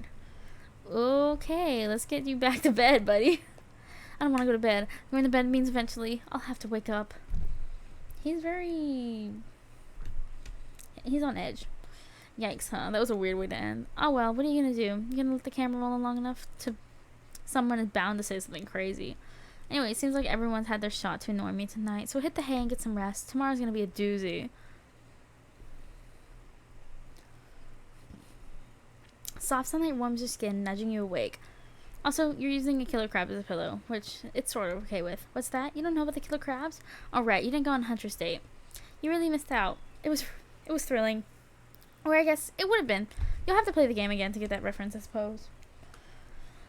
You pull on your beach attire and splash water in your face. Dwight and Claudette approach. Is that look on their face excitement? Terror? You notice your stomach flutters with butterflies. Someone's in love. Or you've been infected with zombie butterflies in your sleep. It happened here before, but it's probably the love thing. It's time. Claudette gestures over to the beach where the killers all stand flanked by tiki torches. It's a scene very reminiscent of a TV show you used to hate watch with your ex. Suddenly the message is clear. You're going to declare your affections for a killer in front of several other killers. Hey, isn't Trickster supposed to be here? We paid him for good money to make some half-ass cameos in the show. I'm going to choose Agent out. Before they walk over for your big moment, don't think we haven't noticed how kind you've been to us, Mubes. It can't be easy being thrown onto a mysterious island for seemingly no reason, surrounded by terrifying killers, trying to imagine your most primal impulses. Murder and making out. And you've kept a cool head and treated us, your friendly island hosts, with dignity and respect. So don't tell anyone we told you this, but... Claudette and Dwight look around conspiratorially. Just a little hint for you going forward. Don't try to go all the way with a killer who isn't into you. Huh? Is she gonna friend zone me? Relationships are two-way streets, and if you don't have a green light in the other directions, you might end up in the friend zone. Is this warning me right now? Guys, are we gonna get friend zoned? The friend zone doesn't sound so bad. Where do you think you are exactly? Dead by Daylight isn't do friends. There are killers and survivors, and I'm afraid we can't say more. Okay, so who's into me? Claudette and Dwight look around conspiratorially again. Well, I've never seen Spirit open up to anyone like she's opened up to you. I've seen her open up for the insides of plenty of people. Oh, open up the insides of plenty of people. But thankfully for you and for us, that's in a different type of game. So are you ready? Of course not. But too bad, we're on a schedule. Are they hinting to me that I'm gonna get friend zoned? Make our way over to the row of hotties. Claudette and Dwight stand off to the side, hands behind their backs. It's been quite the 48 hours, but there are clearly sparks in the air, and I'm not just talking about this rusty chainsaw, though I do recommend staying away from those sparks. It's time for our newcomer to confess their love. Wait, I have to do a drum roll for this. No, you don't. Who cares? Mubes, who do you choose to your solo date? Can we at least do the flower thing? Dwight, I thought we agreed to keep track between us. No, not that flower thing. The thing where the suitor gets a flower as a symbol of the contestant's love and affection. Oh, right, I suppose. But no roses. They're so cliched. They're such a cliche at this point. Well, that's good because I tried to pick a rose, but I got an ouchie, so I settled for these. They're so cute. Beautiful. You've done good, Dwight. This is a lovely bouquet. I hope Dwight saves some of these for Claudette. They're a thing, right? You're getting that vibe too? Just me. Sorry. You've got other things to think about right now. Mubes, who do you select to receive these flowers and spend the day with you today? We're gonna try Spirit still, because I feel like I've gotten pretty far with her. You approach Spirit, peering below the brim of her impressively large hat and into her haunting eyes. Spirit, since I met you, I've been enchanted by your presence. You've challenged me to be a better person and resisted the urge to show me the sharp end of your katana. For that, I thank you. I'm ready to take our relationship to the next level. And we shall, up to the eye of the dark storm that is our reality, to the lantern room of the Black Lighthouse. It's time to see what you're made of, Mubes. God, what is she going to do with me? Oh, okay. I guess every day starts out on the yacht, because I was a little confused when Wraith took me to the yacht as well. I thought it might be nice to start the day out on Trapper's yacht before we head up to the Black Lighthouse. Even if I hate this kind of basic tropical vacation stuff like yachts and snorkeling or whatever, it's good for you to see me in the sun a little bit, at least. There's more to me than what you've already gotten to experience. I know that my whole vibe can be a little dark. The hat, the swimsuit, the plume of floating hair. This wasn't always who I was. I was a normal young woman once. Went to school, hung out with friends. I even had a part-time job working at a restaurant in town. And then, well, I know what happened. Your father, he murdered me and I awoke an undead Avenger. That's not what I was getting at. Something else happened to me. I realized I needed to be seen. I don't even know by whom. A lot of time when you think about ghosts, they're these kind of see-through, flickering specters. You imagine reaching out and having your hand go right through them. Ooh, like that sort of thing. Maybe there's some warpy effect in the world around you. I don't know. Depends which movie you're watching. But when I died, well, I dare you to try and reach your hand through me. Not really. It's not an invitation. It's rhetorical. Why did I end up this way? Who brought me here to this island? Who knows? I sure don't. I've got my ideas. Maybe what happened, if I'm being honest. Maybe I was granted a wish. Maybe this is me finally becoming something to someone. Something scary, something violent, something feared. I swear she's about to kill you. I just thought it. She probably is. But without a doubt, maybe whoever or whatever did this to me, thought they were doing me a favor. Maybe, or less maybe coming up, I promise. Maybe they were right. Maybe now, look, you got me doing it. Maybe they brought me to you. Something certainly brought us together. I'm not exactly out there digging around in caves or dusting off antiques trying to find clues or analyze their meetings, but I do want to take this experience seriously, though. I want to give the process a chance. It may be a dumb process, and one that I have extremely little respect for as a person, but you just woke up on the beach with no memory of who you are, or where you came from, and rather than freak out and simply try to swim away, you were giving this a chance. Breckman probably resents because I didn't have enough budget. That's what I mentioned yesterday. I was like, I like how it's not actually looping. I didn't know that the swimming away was an option. It's not. However, the fact that you never even tried, I think that means you've got courage. Or an open mind. I don't know. Maybe you stuck around because you like someone you met here. Maybe. Well, the two of you are getting all deep and philosophically flirty. The yacht pulled up to the shore next to the Black Lighthouse. Last stop. Everybody off. There were other stops. Oh no. None of this trip. of your life. Spirit rolls her eyes and leaves for the shore. I'm just messing with you. This was the only stop. Nobody here is really looking out for our fun. So we have to make it for ourselves. But no, there are no other stops. Seriously, go. Race to the poop deck, Dwight. The ship doesn't even have a poop deck. Oh, it will. Oh, good lord. Your Bugatti is gold-plated. Oh my god. Tommy. Good lord. Okay. As you disembark, you see Dwight and Claudette run giggling across the ship. Too bad you can't date those two. They seem like they know how to have a good time. I guess I can't date them, sadly. You arrive at the beach near the majestic Black Lighthouse. Its imposing form towers above you. A flock of birds circles lazily, no sense of fear or urgency, as if circling a corpse that hasn't moved in ages. I'm excited about today, see? Spirit places her wrist delicately in your hand and presses your fingers down against her skin. It's cool to the touch, but you feel that is that the faintest of pulses? Oh my gosh. Her blood is absolutely pumping. So, what happens now? Now I show you something that no one has ever seen up close before. Well, no one who has lived to tell about. We're going there. Spirit points to the top of the lighthouse amongst the circling birds.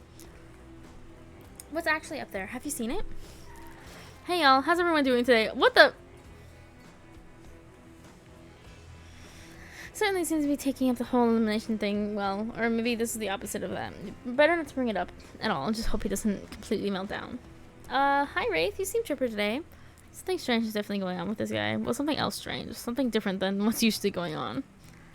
Wraith takes a deep breath, sucking in the ocean air like it's the greatest air that's ever been sucked. Mubes, thank you. Thank you for choosing anyone else to go on a date with today.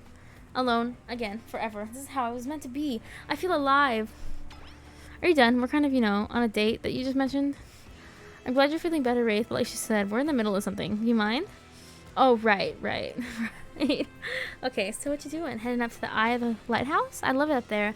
You can really see the whole island from there. In fact, Spirit, I thought you said no one has been up there and lived to tell about it, but this sounds exactly like telling you about it. Technically, I don't think Wraith counts as being alive. I mean, I don't maintain the canon, but... Spirit waves her arms at Wraith from head to toe. And if he's not dead now, he's gonna be when I punish him for interrupting our date. Hey now, we can solve our own problems with our hair floating up in any menacing shapes. I'll just be over here, running away. Enjoy the view! I think Wraith was kidding about that whole being up there thing. Honestly, the view isn't even of the island. What you can see is mostly ocean. On account of it being, a lighthouse. However, that does bring up an interesting point. Regarding your, how do I say it? Spirit's hand floats up as she scratches her head contemplatively. Wraith is hot. I know he's hot. He's so hot. Anyway, you don't usually see her at a loss for words like this. What's your moral status? Oh, God.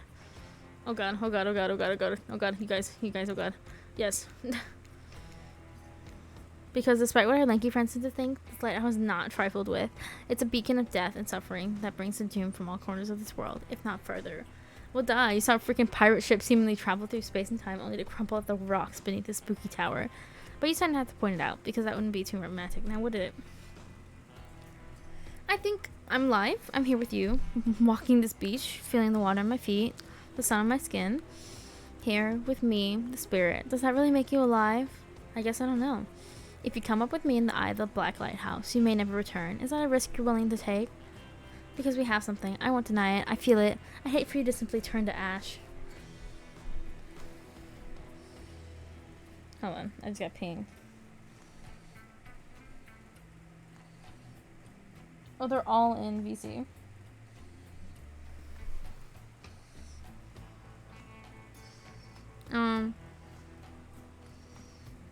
There we go. Okay. If we were to commit right here, right now, to figuring this out as friends, we could pull off that risk for another time. Just be friends. Ouch. Is this her way of letting you down easy? I don't know if I want that friendship. I want you. That's why I chose you. I can't decide this for you. I can only warn you that it may not be safe. You might die up there, and there's nothing I can do about it. Go up, maybe die. Take a deep breath and think about every particle of sea air as it travels through your body and fills into your lungs. It may be the last time you have such a thought, but you feel strangely at peace with that information. I don't need another friend. I want something more. I'd risk my life for it. Spirit smiles a quirky, devilish smile. Right this way.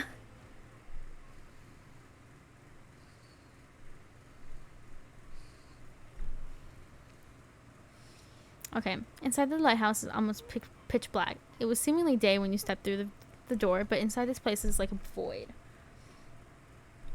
The last thing you see as the final rays of sun leave you is a horrible sight. A petrified body laying on the stairs, reaching up but not down, as if it had been crawling.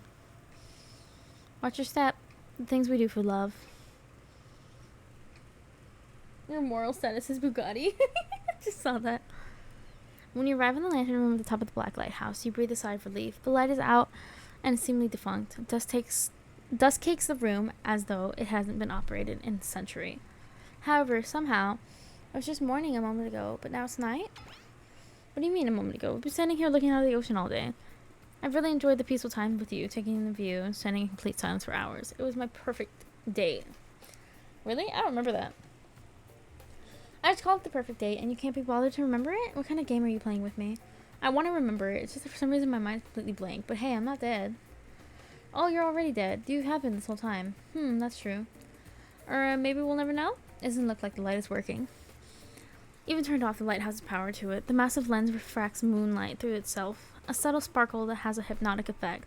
Maybe that's where the day went, staring into the light as the sun fell and the moon rose.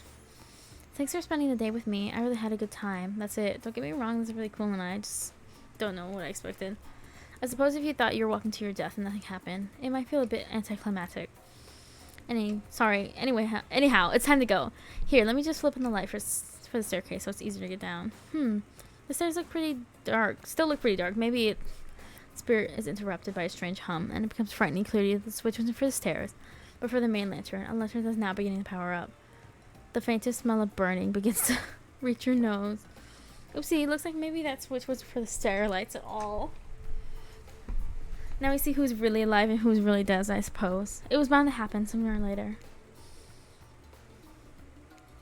You slam your eyes closed, hoping that somehow, not looking at the light itself, protects you. Not sure I see the logic in that, but it is magic. It kind of defies logic. I want to see it, but I'm a little scared. Don't look directly into the light. Open your eyes and only look at me. I'll keep you safe. Okay. Perfect. Not bad. Okay. Not bad. Oh, perfect. Close enough. Damn it! I missed completely. Are you okay? You seem okay. I hope I never ruined this by pushing you to do something you weren't meant to do. You're so brave. Maybe not so coordinated, but certainly brave. I'm so lucky you put yourself through this for me. It shows that you're real. Despite your attempt to resist it, the incredible force of energy from the black lighthouse's lantern eye refuses to subside. No, it cannot be ignored. It doesn't matter if you look directly at it or not. In the end, that was just a trivial game, and this is life, and real magic. You stare at it now, and its power penetrates your mind. Oh, I didn't even know it like that, bro. Hey, been a while. How are things? Doing good? Feeling more dead? Or more alive? Yeah, love will do that to a person. Don't worry, it'll make sense soon. You wake to hear Spirit's muffled voice. You get a terrible taste in your mouth, like burnt hair. The air feels damp, and the air smells like ash. Okay. It takes time for the sound to clear up, but eventually Spirit's words start to make sense to you. However, it's clear she's talking to someone else and not you.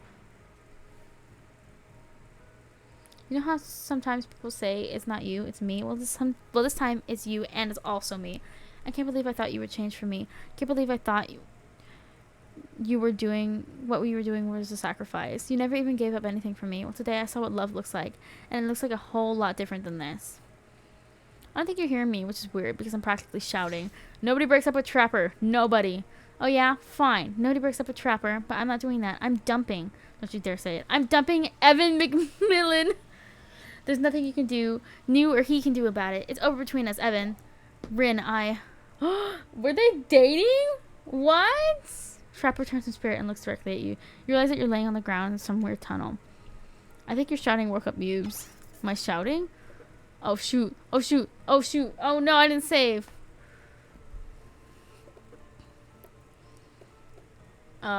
Stay quiet. And attempt to be as quiet as possible. You hold your breath and freeze in place. Sorry I woke you up, Mubes. After what happened, you're probably better off sleeping for a bit longer. Things just got out of hand. I'm confused.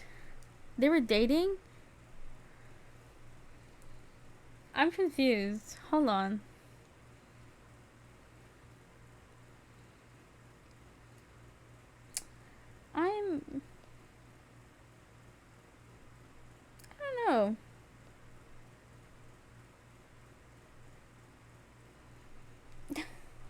bit confused. How'd you know? You were talking in your sleep, basically nonstop. You woke up and then you got quiet. What was I saying? I don't know. I don't speak Dutch. Oh, I'm not gonna say that. Oh my god. Yeah, see, there you go again. The jig is, as I say, up. They know you're awake now and you're going to have to deal with this awkward situation head on. Clearly I shouldn't be here. You two are having a very personal conversation that I don't need to be involved in. I don't even know how I got here. Not on this island or any of this creepy tunnel. As far as this island goes, your guess is as good as mine. As far as this tunnel goes, we brought you here. You Trapper, but after the lighthouse light came on, you blacked out. On your way down, I thought you might have hit your head or something. It's hard to tell what blood is new or old around here. Anyway, I wanted to get you someplace safe, so I asked Trapper for help. It's not that I can't carry you, but I just didn't feel like it, you know? I hate anything messing with my shards. Trapper, on the other hand, he loves nothing more than having an unconscious body draped over his shoulder. I could have asked Claudette and Dwight for help, but I don't trust them. You trust Trapper? Like and trust are two different things. You might think Trapper can be a real jerk, but you'd be right. But you get what you see in him. We brought you down here because we're the only ones who know about this place. It's a part of an old tunnel network that connects to a different places of the island. What's up, guys? Talking island mysteries? My favorite topic. I was just in the neighborhood, so I thought I'd pop in. Trapper, you said this place was private. Hey, don't look at me. I didn't tell him about it. Half the appeal of the spot is getting away from people like him. Well, geez, I can see when I'm not wanted. So you three a throuple now, or... Because I gotta say, I really didn't get the whole trapper spirit thing. But hey, it's not my business if I don't gotta stick my nose in it. We're not a thing. Nobody traps a trapper. Not with traps or relationships. Oh. So, I don't understand. What did she mean she was dumping him? They were using real names, too. He even called her Rin. Like, hello? You do realize you're sticking your nose in our business right now, right? Well, so hostile. If you don't want to talk about it, just say so. Anyhow, this tunnel has some very interesting features. If you head about 15 meters down that way, you'll find... Get out! Ray looks just to be doubly sure the Trapper is addressing him. I was just leaving. Dang. This island. It's a lonely place, which is great for me. I love to be alone. Trapper, on the other hand, he's quite needy. After a lot of pursuit, I finally let him catch up to me and became... Well, I don't want to call it a relationship because somebody didn't really want to have that talk. But we were more than friends. Huh? What? Bro. They're like dating. No wonder he wanted me dead. I'm so confused. What the hell? I dispute the events as told. As for the record, I don't pursue. I stalk and I lie in wait. Seeing eye to eye was not one of the things we were good at.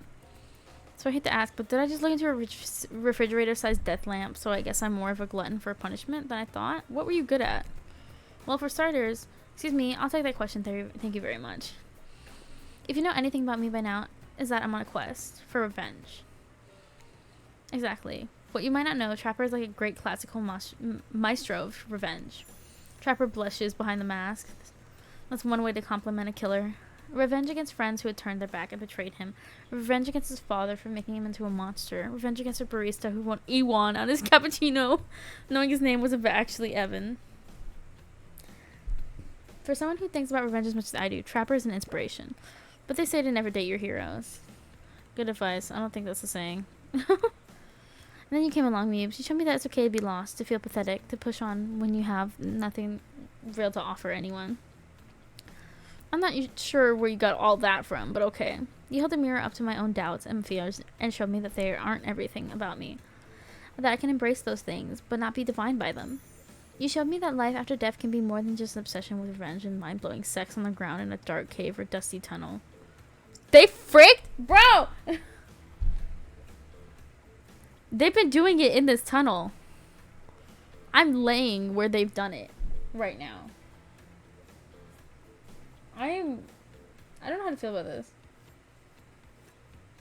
How am I supposed to feel about this? Because before I came along, all she knew was having sex on the ground in a dark cave. Dusty tunnel. Which is where he brought her. Right now. With me. Oh my god. I don't like this, where this is going. Trapper nudges you in the ribs with his elbow. Gross. Clearly appealing to Trapper's better features. He has been a winning strategy for dumping his ass because he seems to be taking it quite well. This whole half-assed dating show parody thing, at first I obviously thought it was a lame idea. What kind of moron thought there was an audience for this? But then we spent some time together and I realized there's something actually here. Actual tea here. There's something actual tea real here. Does it mean Trapper's packing? Have you seen Trapper? Of course he's packing. Oh my god, you wouldn't think a guy named Evan would be packing, but he's clearly packing. Have you looked at him? Okay, I don't want to give up on it. I don't want to give up on us. Listen, Muse, while you were knocked out unconscious by some minor head trauma like a total weakling, Spirit confided in me and told me she has real feelings for you. I took it extremely well, naturally, because I trust her and value her opinions. That doesn't mean I trust you. If you want to get to her, you have to get through me first. By passing Trapper's test. TM, coming to BHVR TV Sundays at 8 p.m. Do you know how much I've sacrificed? No. Tommy. He lost. Look at the Trapper's test. Answer my questions correctly or die by my blade. Okay, I would love to. I'm gonna save. Over here. Question 1. What is Spirit's real name? The one given to her by her murderous father, which she only lets her real friends call her. It's Rin. Okay, you got that one. So celebrate, yeah. Question 2. What lives inside Spirit? A dragon. Everyone knows that. This won't be all that easy. Question 3. What does Spirit work? Oh, a restaurant. I know, to think I would date a waitress. Don't tell my father I ever mingled with the help like that. He'd be so disappointed in me. Question 4. What is Spirit's favorite color? Well, black isn't a color.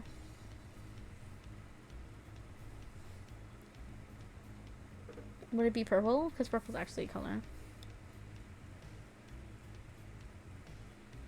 I don't know. I feel like this was a trick question. Because we asked her, and she was like, black's not really a color, it's more of a lack thereof. Not confused.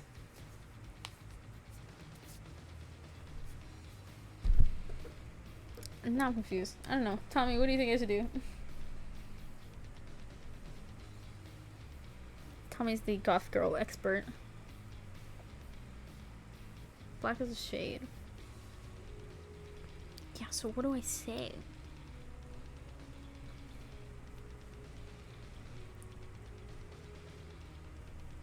Purple? Okay, we'll say purple. Wrong! This...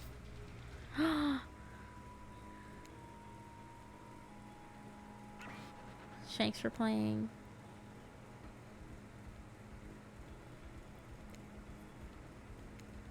Okay, we're going back. There we go. Damn, I know. He really just sliced me. What is inside Spirit? A dragon. Restaurant. Okay, we're gonna say black this time. Okay. It was a trick question. Sure, maybe I didn't get to know Spirit that well. Maybe that's why she dumped. Maybe that's why it didn't work out for us. Who knows? Question 5, the final question. You got this, Moves. According to Spirit, what's worse than being dead? Having unfinished business. Wrong? No. But that's not what happens when you get a question wrong. Trevor says. Oh my god.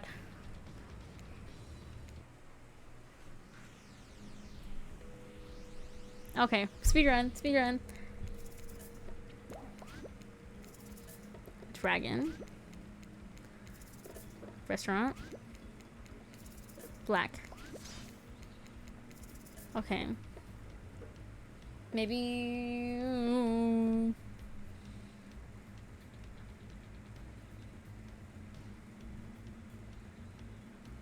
Dang, Spirit's so complicated.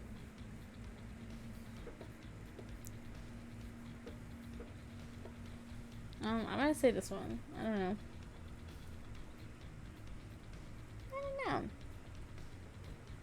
I have a feeling it's not being seen from who you are. I don't know. I don't know. Yeah, okay. He agrees. Okay. The final price for whistling. So I killed them all, right on spot. While killing them didn't solve any present problems. I'm sure it it sure did feel good. I'm telling you this for A, to brag, and B, to explain why the only thing you're going to win is me saying congratulations for passing Trapper's test.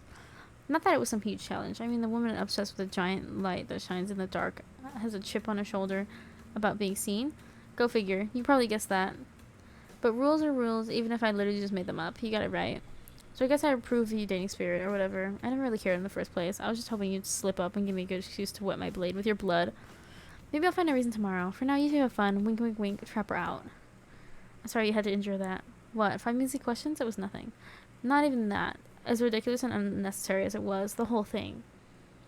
The waking up in a random tunnel, the overhearing our argument, the news that Trapper and I had something going on, and the stupid quiz, all of it. Especially the whole Trapper out catchphrase. It's only because I actually like you. None of it would have happened if I didn't. And I like you too, Spirit. Please, call me Rin. No way, Rin. I didn't feel like our lighthouse experience was completed. There's something else I wanted to show you. Alone up in the lantern room of the tower. Get your mind out of the gutter, Muse. It's not that kind of game. Oh my god. What's that? Hold on a moment. I'm being told, no wait, it is that kind of game. Disregard the gutter comment. Come back up there with me? Oh my god, guys, we're about to do it. There's no place I'd rather be. You're excited to return to the lantern room in this lighthouse despite all the drama and worry that was previously a part of this place for you. More importantly, you're excited to be there with Spirit. But, which makes it all the more crushing.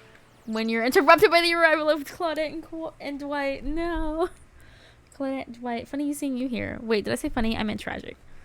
Tragic? I don't think so. What could be tragic about a family reunion? There's always joyous occasions in my experience. For they can explain what's even supposed to mean. The lighthouse begins to howl a low, frightening sound. The lens begins to glow in a familiar way now. You're prepared to shear your eyes in case something bad happens to you again. Now's the time for reality show adjacent shenanigans. Dwight, Claudette, shield your eyes. We don't know what the lighthouse will... No, please don't interrupt. You think after all this time, you know what we've got your best interests in mind? What? No, of course I don't think that I... Got wax in your ears, friend? I ask you not to interrupt. Too late, the black light flares. In the darkness, you can see something horrible and strange. In the place of Claudette and Dwight are two ghoulish silhouettes, but before you can focus on them, the light passes and the two survivors are returned to their normal states. Aww. It's breezy up here. I should have packed a sweater. What in the hairy hell? Hey, watch the language. You shouldn't speak that way. Around your elders? What? Grandpa? Guys? Everyone's relatives come out, I guess, when you're about to make love. The Oni. My little Rin, you're such a woman now. They grow up so fast. Oh, what?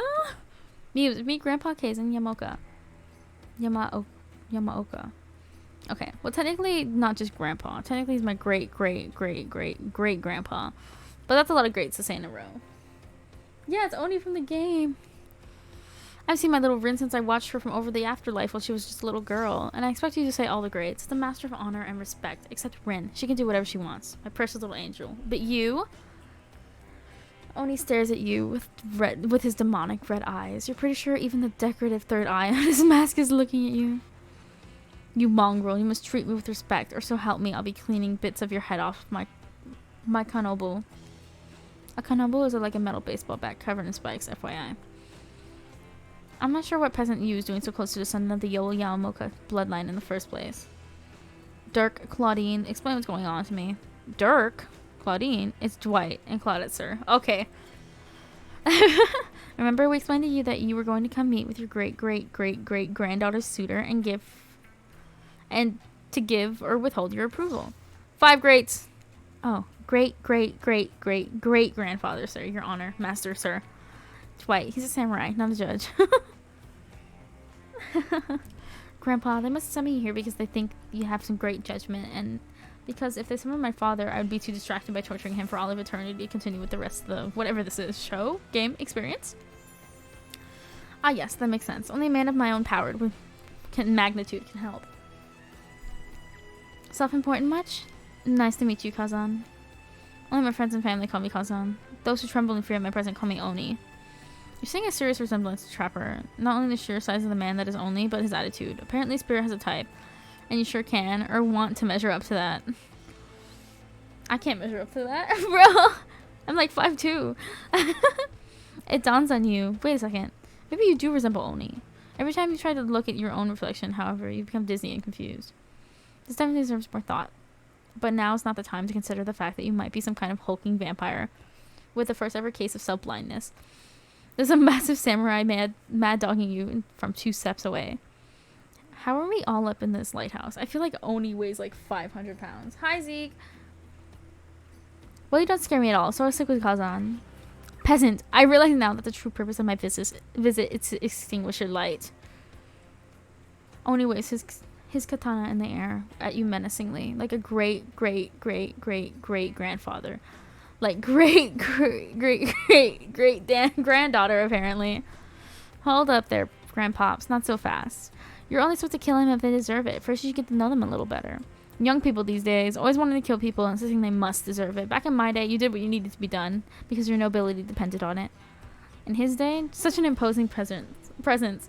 He sure is giving off serious old man Yosei Cloud vibes.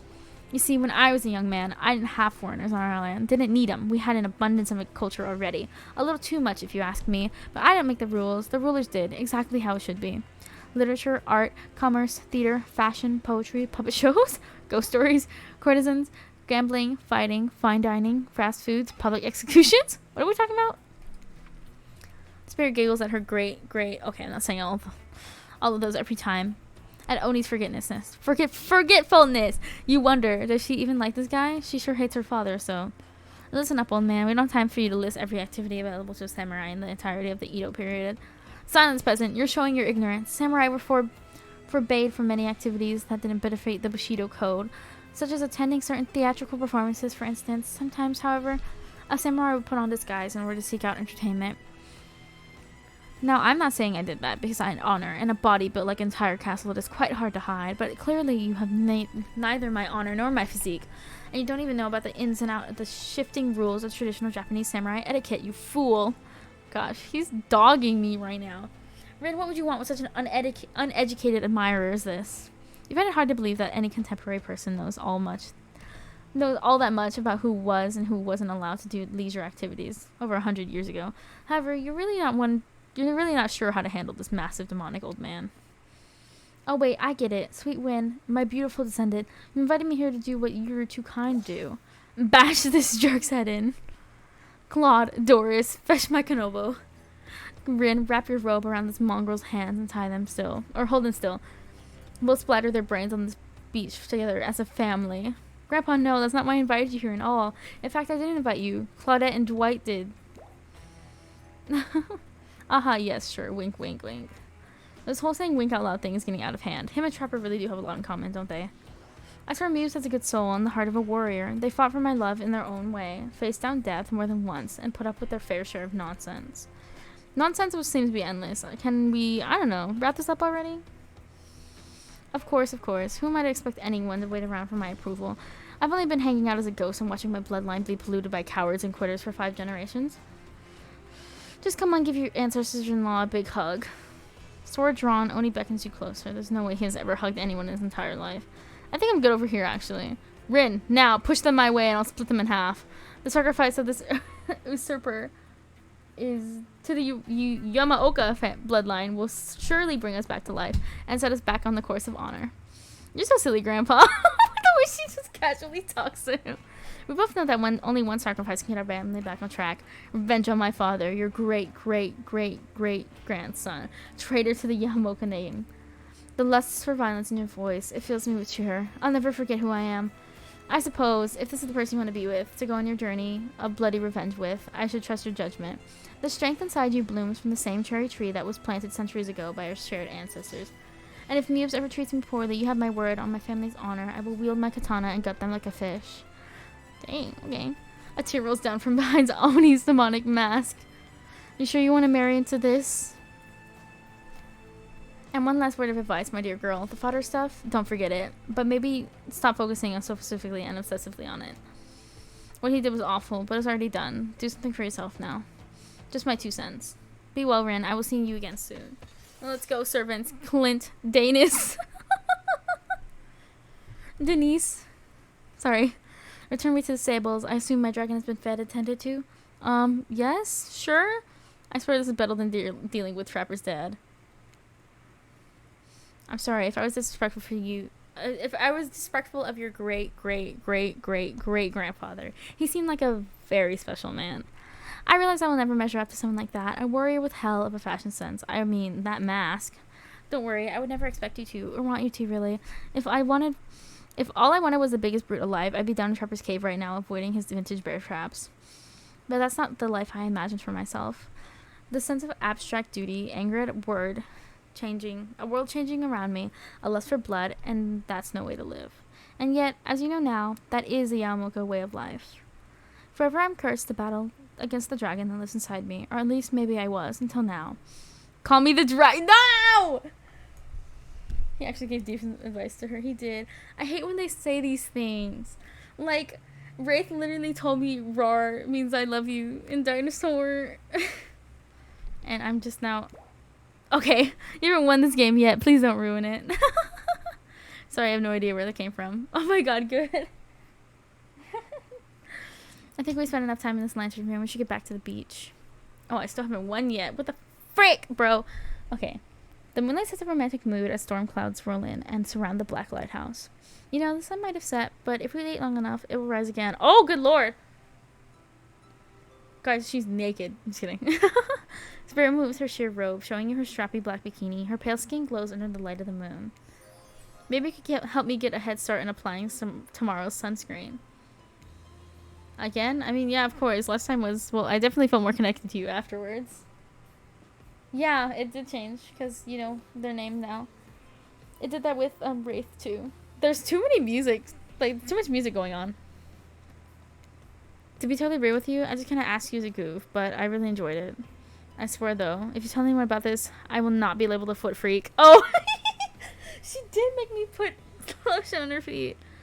Not that there is anything wrong with feet. It's just that something not about that kind of attention really gets people talking. There is something wrong with feet, but, you know. We're getting into their pants. We are. Steady. Steady. Oh! Oh, I missed. Close. Almost. Almost. Almost. What do you mean almost? Yes. Oh. Almost. I'm trying my hardest, Rin. There we go. Dang, how much am I putting on her feet? Dang, she needs a lot of sunscreen. Oh, man. Close. She needs a lot of sunscreen. That's so goddamn hot. I love feeling your hands sliding up and down my feet between my toes. My skin has never felt but moist. Stop! I don't like it. I don't like this game. You get up here right now. Oh god. Before you can find a towel to wipe off your lotioned hands, Spirit grabs you and pulls you in close. Her lips lock onto yours. They're surprisingly soft and warm. The sensation is incredible. Clouds cover the moon and you find yourself on the beach with Spirit in complete darkness. You can feel the narrow straps of her bathing suit come undone and come to life, sneaking through the air, wrapping around your body, lifting you up off of your feet. Come here, you. Oh, so this is what it feels like to fly. Why? Why did it have to start by me rubbing her feet? His Spirit pulls you close. You feel bits of glass press into your flesh. Pain and pleasure mix and wash over you like the ocean. Salty air stinging your skin as you writhe against your undead lover. Oh, that's right. She has bits of glass in her skin. I just imagine I'm getting like sliced open as I'm like with her. The lighthouse howls. In the darkness, you're pretty sure that Spirit lets the dragon inside her take over. If it kills you, you're sure it would all have been worth it. The clouds part as you manage to pull yourself exhausted away from Spirit. Oh. A chunk of broken glass is lodged into your shoulder. When you pluck it from your skin, it drips blood. Sorry, I think this got stuck to me when I was having the best night of my life. Spirit drags her fingertips over the sharp end of the glass shard. Keep it. Consider it a memento. I've got plenty more where that came from. Oh, God. Getting sliced while y'all literally... Back on the beach, the other killers roll their eyes as you show up with spirits. Doing that couples thing where you walk with your hands in each other's back pockets. You know it's obnoxious, but love will do that to a person. Last day, you beautiful piece of meat. You've done so well. We're almost at the finish line. You didn't think I brought you all this way without a plan, did you? What kind of sinister body of salt water do you think I am? Mube, Spirit, welcome back, since you're both still alive. I can assume you had a good time. You point to the many open wounds on your body, complete with bits of sand and dirt stuck in them. Oh yeah, you could say that. Oh, what is she doing back there? I think some of those might be infected. You should really get them out. Checked out. If you're actually going through with this, the thing you should get checked out is your head, my friend. Spirit is absolutely nuts. You won't survive a week of dating her. Did you just give us your blessing like 3 scenes ago? Literally. You might think that she's all sad and introspective, but the truth is she's a demon hellbent on revenge, who will ultimately stop at nothing to satisfy her lust of death that courses through her veins. Oh, he's sad. I can't get her out of my head. Oh. Duh, I know all that, but I think it's hot. She's the goth girlfriend of my dreams, and you're just jealous you lost her, so you're trying to run me out of town. Guess what? I'm not scared of you. I'm with Ren now. She's got my back, literally. She carved her name with it with a piece of gloves and broken glass. Thank God it was only 3 letters long. Oh my god. Alright, we get it. Everyone is super tough. All you do is kill, kill, kill, no matter what. But we got a show to finish, and this is the finale, so I need you to hold on for just a moment longer. After all, that was the point of this whole experience, to give the most demented killers a chance of finding a love. And it worked! To think, my official bio called me distinctly below average. Well, look at me now, world. I'm about to officiate the wedding of 2 complete maniacs. Please, Spirit, take this bouquet and prepare your words. As soon as you both say I do, we can send you off on your exclusive honeymoon. Hold up, nobody's saying I do today. Yeah, nobody's. Wait, what? Marriage is an archaic social institution put in place by men in power thousands of years ago to maintain their control on the world. I'm not interested in playing their game. I'm not interested in doing what anyone tells me or living by any rules that I don't believe in deep down in my heart. In fact, now I think about it, I don't remember being asked if I wanted to take part in this bootleg reality TV bullshit in the first place. Did anyone here agree to this? I'm still not entirely sure what's going on. Gotcha. Spirit has manifested her katana, and in a moment the mood has changed from romantic climax to a place of terror. Whoa, whoa, whoa, we're all having fun here. You just say I do, I won't. Oh!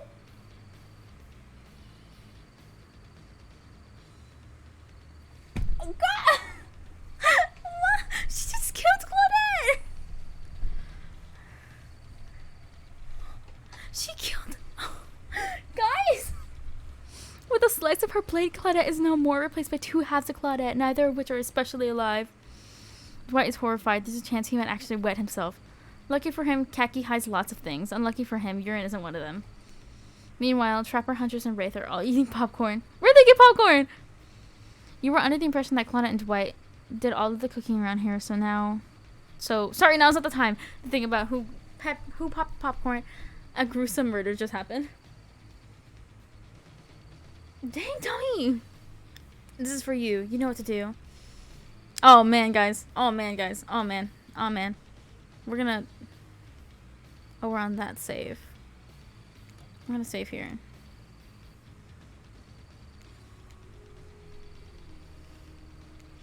Look at me. We're on a very tight schedule. You respect schedules, right? If you kill me, I'm afraid of what comes next. So, I don't know. Could you not? You think back to the strange moment in the lantern room in the Black Lighthouse. When the light hit Dwight, there's something off about it all. As if he wasn't real. Or at least not to say not really human. But is that a good reason to do with him? In Spirit's katana? Or is that actually a reason not to kill him? That doesn't make sense. The only thing that doesn't make sense is taking control. Taking it away from them. Taking it into your own hands and carving out a new destiny for yourself. Kill this pathetic worm. Kill him and join me on my mission. Together we will be unstoppable. I don't know about this. Okay, kill him? I'll kill him. It's quite an offer. What are you gonna do? I can't say right now. I'll kill him. You raise Spirit's katana, and with the ease of slicing a wedding cake, you cut him in 2. His dead body slumps on the ground in front of you. That was so incredibly sexy. Oh, I killed him.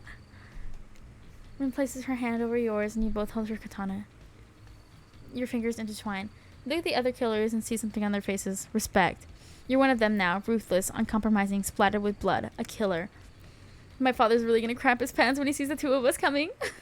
Oh, good lord. What are you waiting for, lover? You sit on the beach below the black lighthouse, watching seagulls devour the liver of a dead pirate who was washed up on shore. Just thinking about how much I love you, Rin. Well, stop thinking and show me. Okay. What? Whoa. You ever think we'll leave this place? Why do you care? I hope we don't. Oh. Dang. Respectfully, Awooga. Guys, we got another ending. I kind of want to know what happens when I don't kill him. I'm not gonna lie.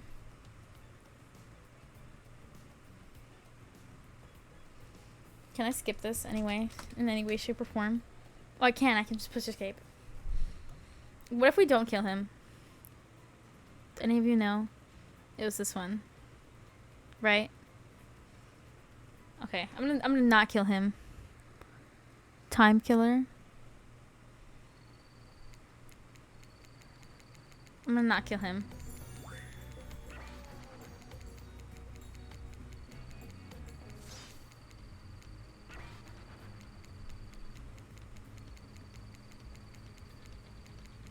I don't know what happens if I don't kill him. She probably just kills me now I think about it.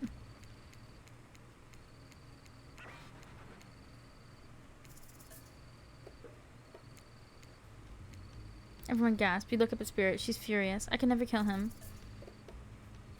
This isn't real. I'm gonna say this isn't real. Because this isn't real. None of it is. It's all a lie, a sham, a horrible nightmare. I'm not real? Then this shouldn't hurt you. Wake up, Muse. It's time to die. Okay. Wait. The Spirit's Vengeance. Oh, that was a... Oh, wait. I want to look at the achievements. Wait. Go to... Wait. Steam. Steam. Steam. Steam, come back. Steam. See, I knew there was something there.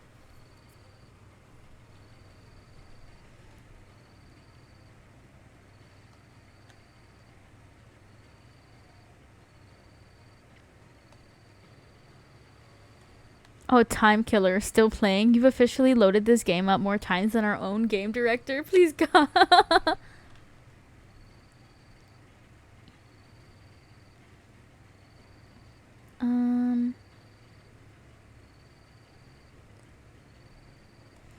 That one has a... Oh, that was a good one. Okay.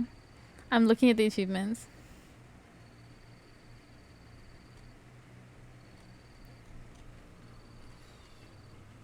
Where do I see all of them?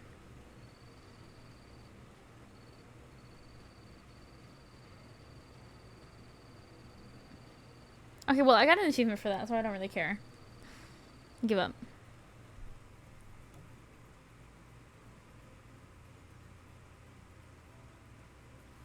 Well then. That was interesting. We literally just killed him. We just killed him. So interesting. I'm not gonna lie. Like... murder, I suppose? All in good fun.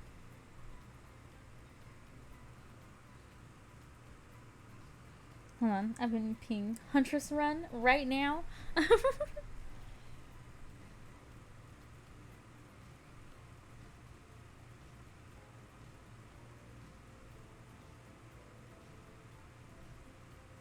What is this? Oh god. Okay, I'm looking at my... Okay. Huntress run tomorrow. I will do Huntress run tomorrow. I plan on it. Yes, I would love to exit the game. I do plan on doing Huntress run tomorrow. So, I guess we will be there for that. Mommy run.